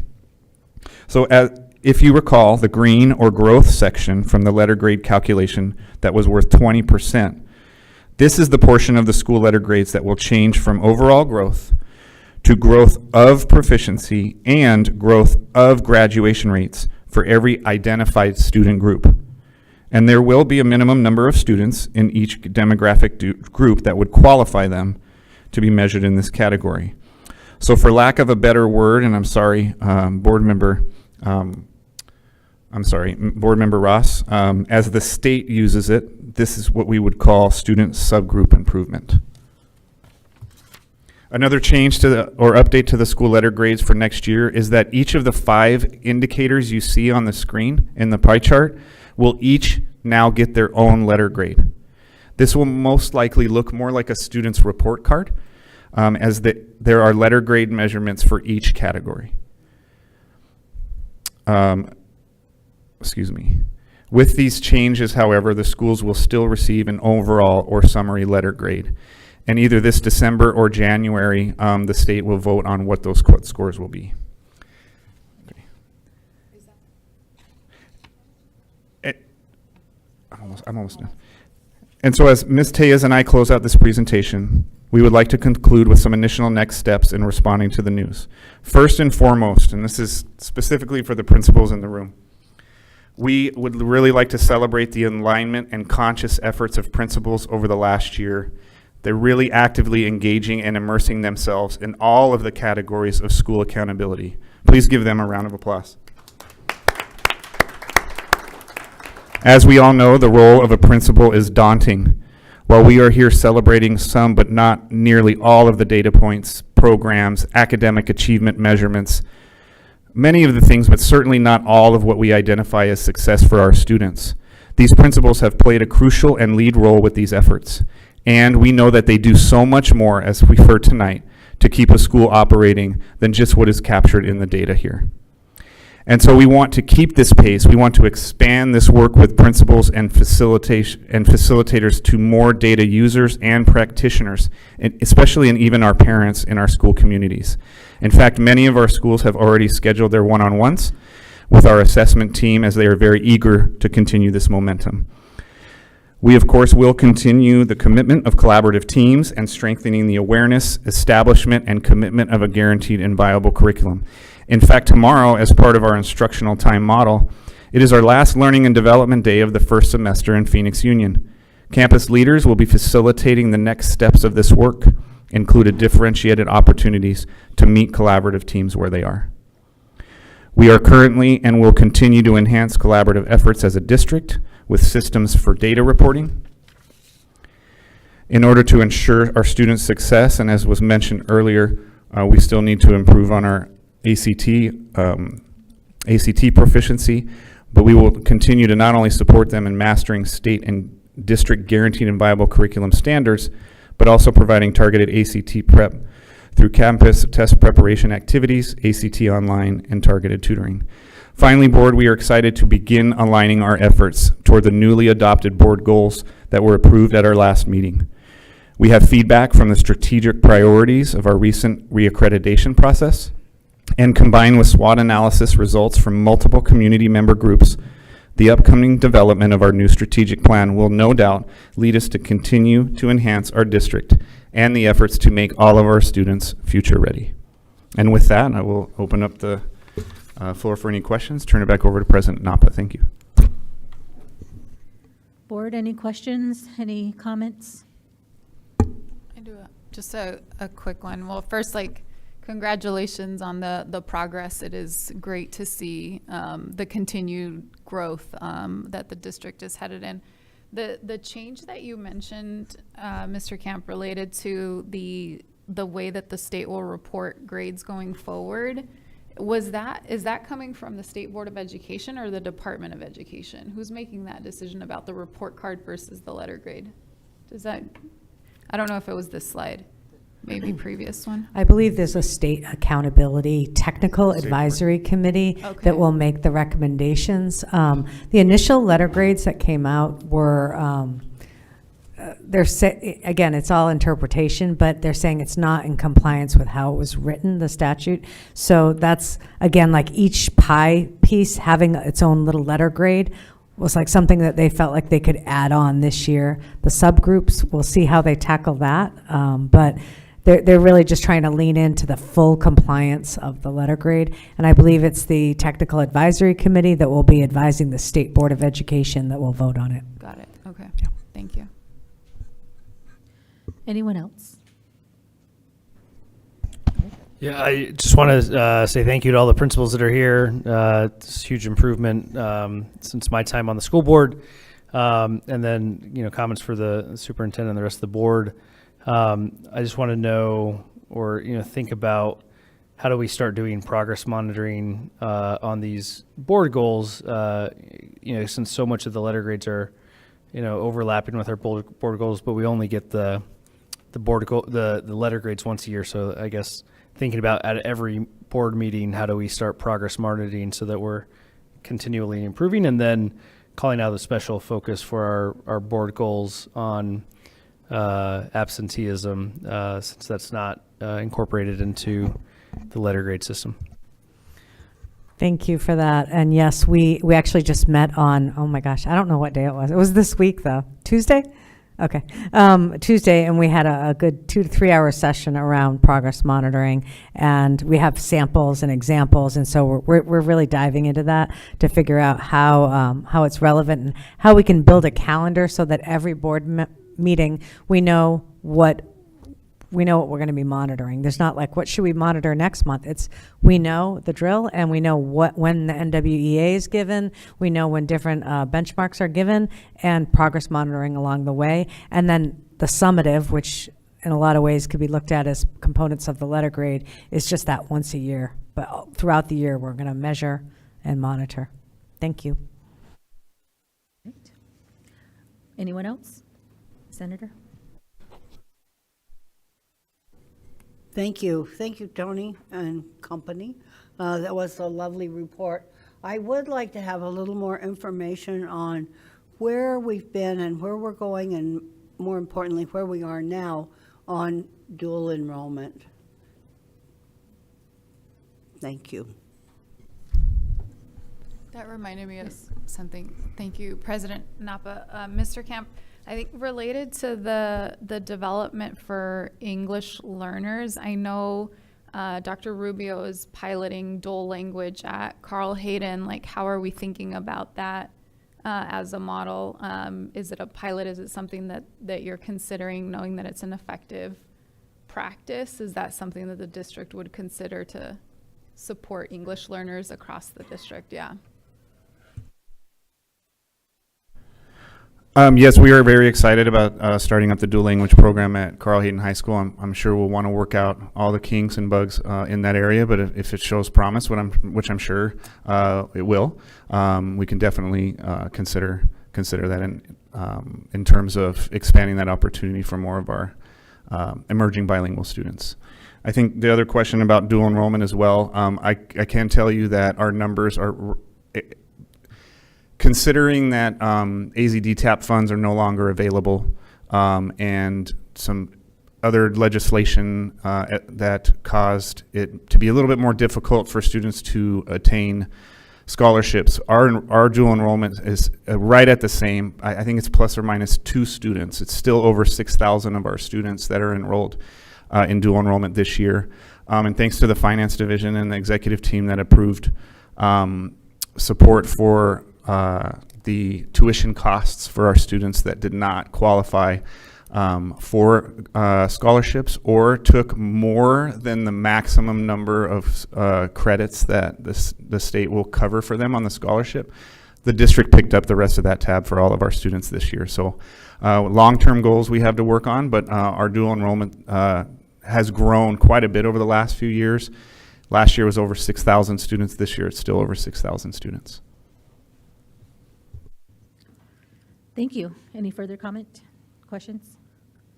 All right, moving on. Congratulations and thank you for all the hard work that went into these amazing improvements. Really is impressive. Next item is 12B, discussion and possible action to consider Arizona School Boards Association proposed bylaw change. Ms. Andrade. Okay, board, tonight, ASBA is just basically asking for your vote and to direct your delegate how to vote by voting yourself on the bylaw change proposal. The package is in your board documents. Quite a few slight changes, but again, ASBA is looking for 2/3 of their member districts for this to go into effect. And so really what we're asking you tonight is to either approve or don't approve the bylaw proposed changes. And with that summary vote, Member Marquez will know how to cast his vote as the delegate that represents Phoenix Union with ASBA. I hope I didn't just nominate you. I think you are the delegate, but all right. So hopefully, again, ASBA is saying these changes are designed to improve transparency, accountability, and member engagement. They're trying to operate under the highest integrity and effectiveness and aim to strengthen the association's ability to adapt to emerging changes and better serve their diverse membership. They spent quite a bit of time on these changes, and it was pretty unanimous from their board on recommending them.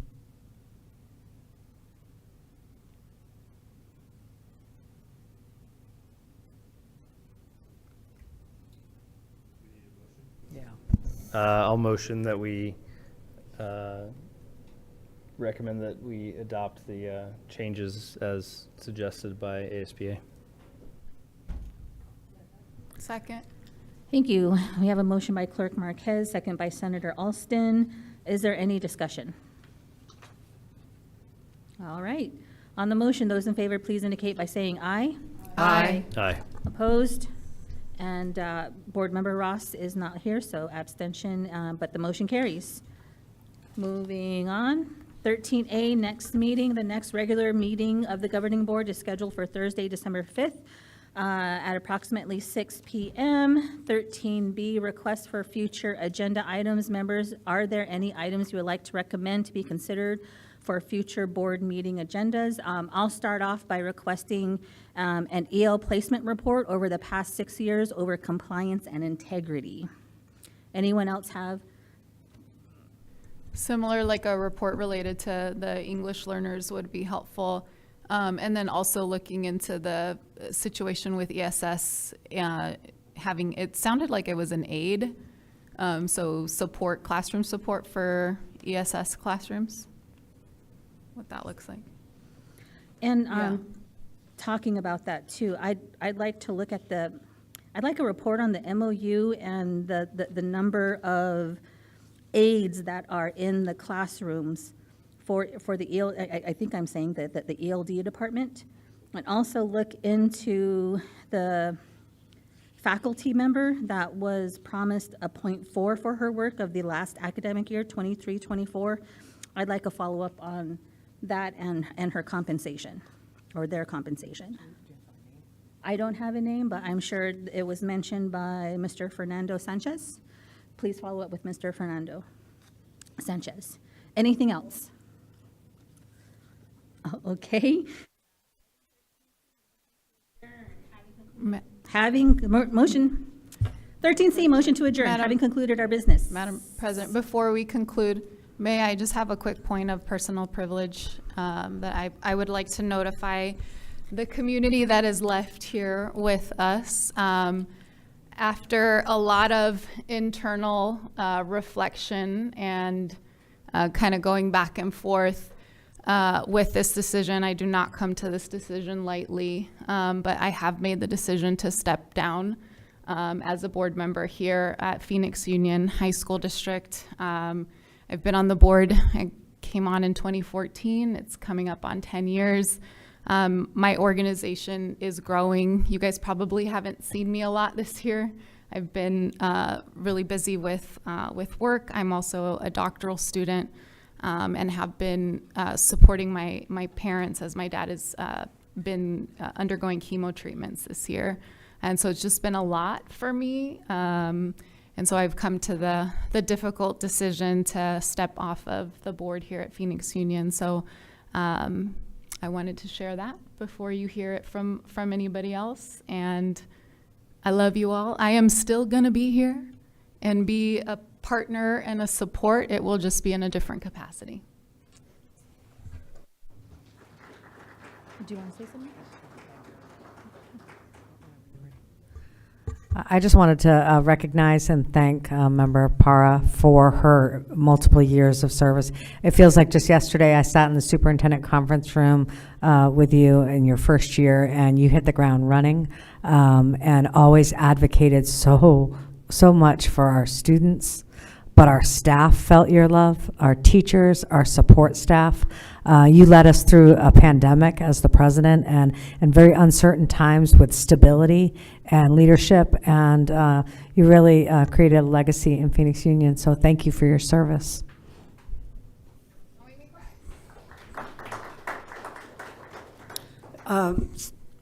Ms. Parra, I'm really sorry to hear this. You're my best buddy on this board. Not the rest of you are okay.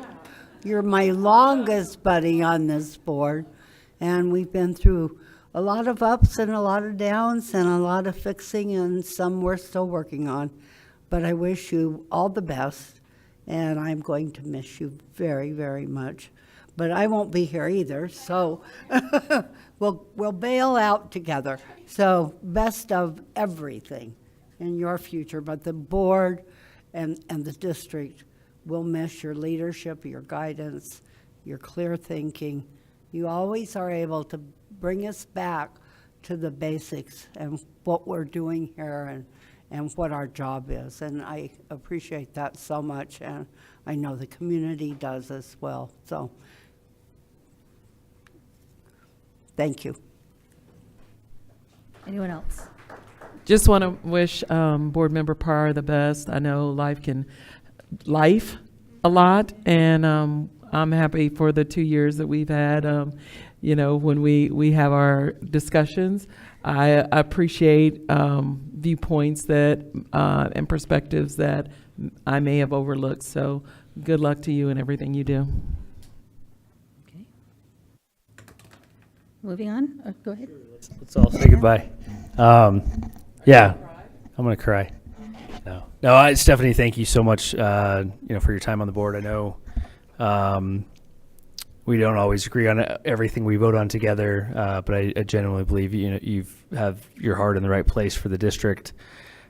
Keeping us focused on parent engagement is really important, and student outcomes. So thank you for always bringing us back to those two things. Item 13C, motion to adjourn. Having concluded our business, is there a motion to adjourn?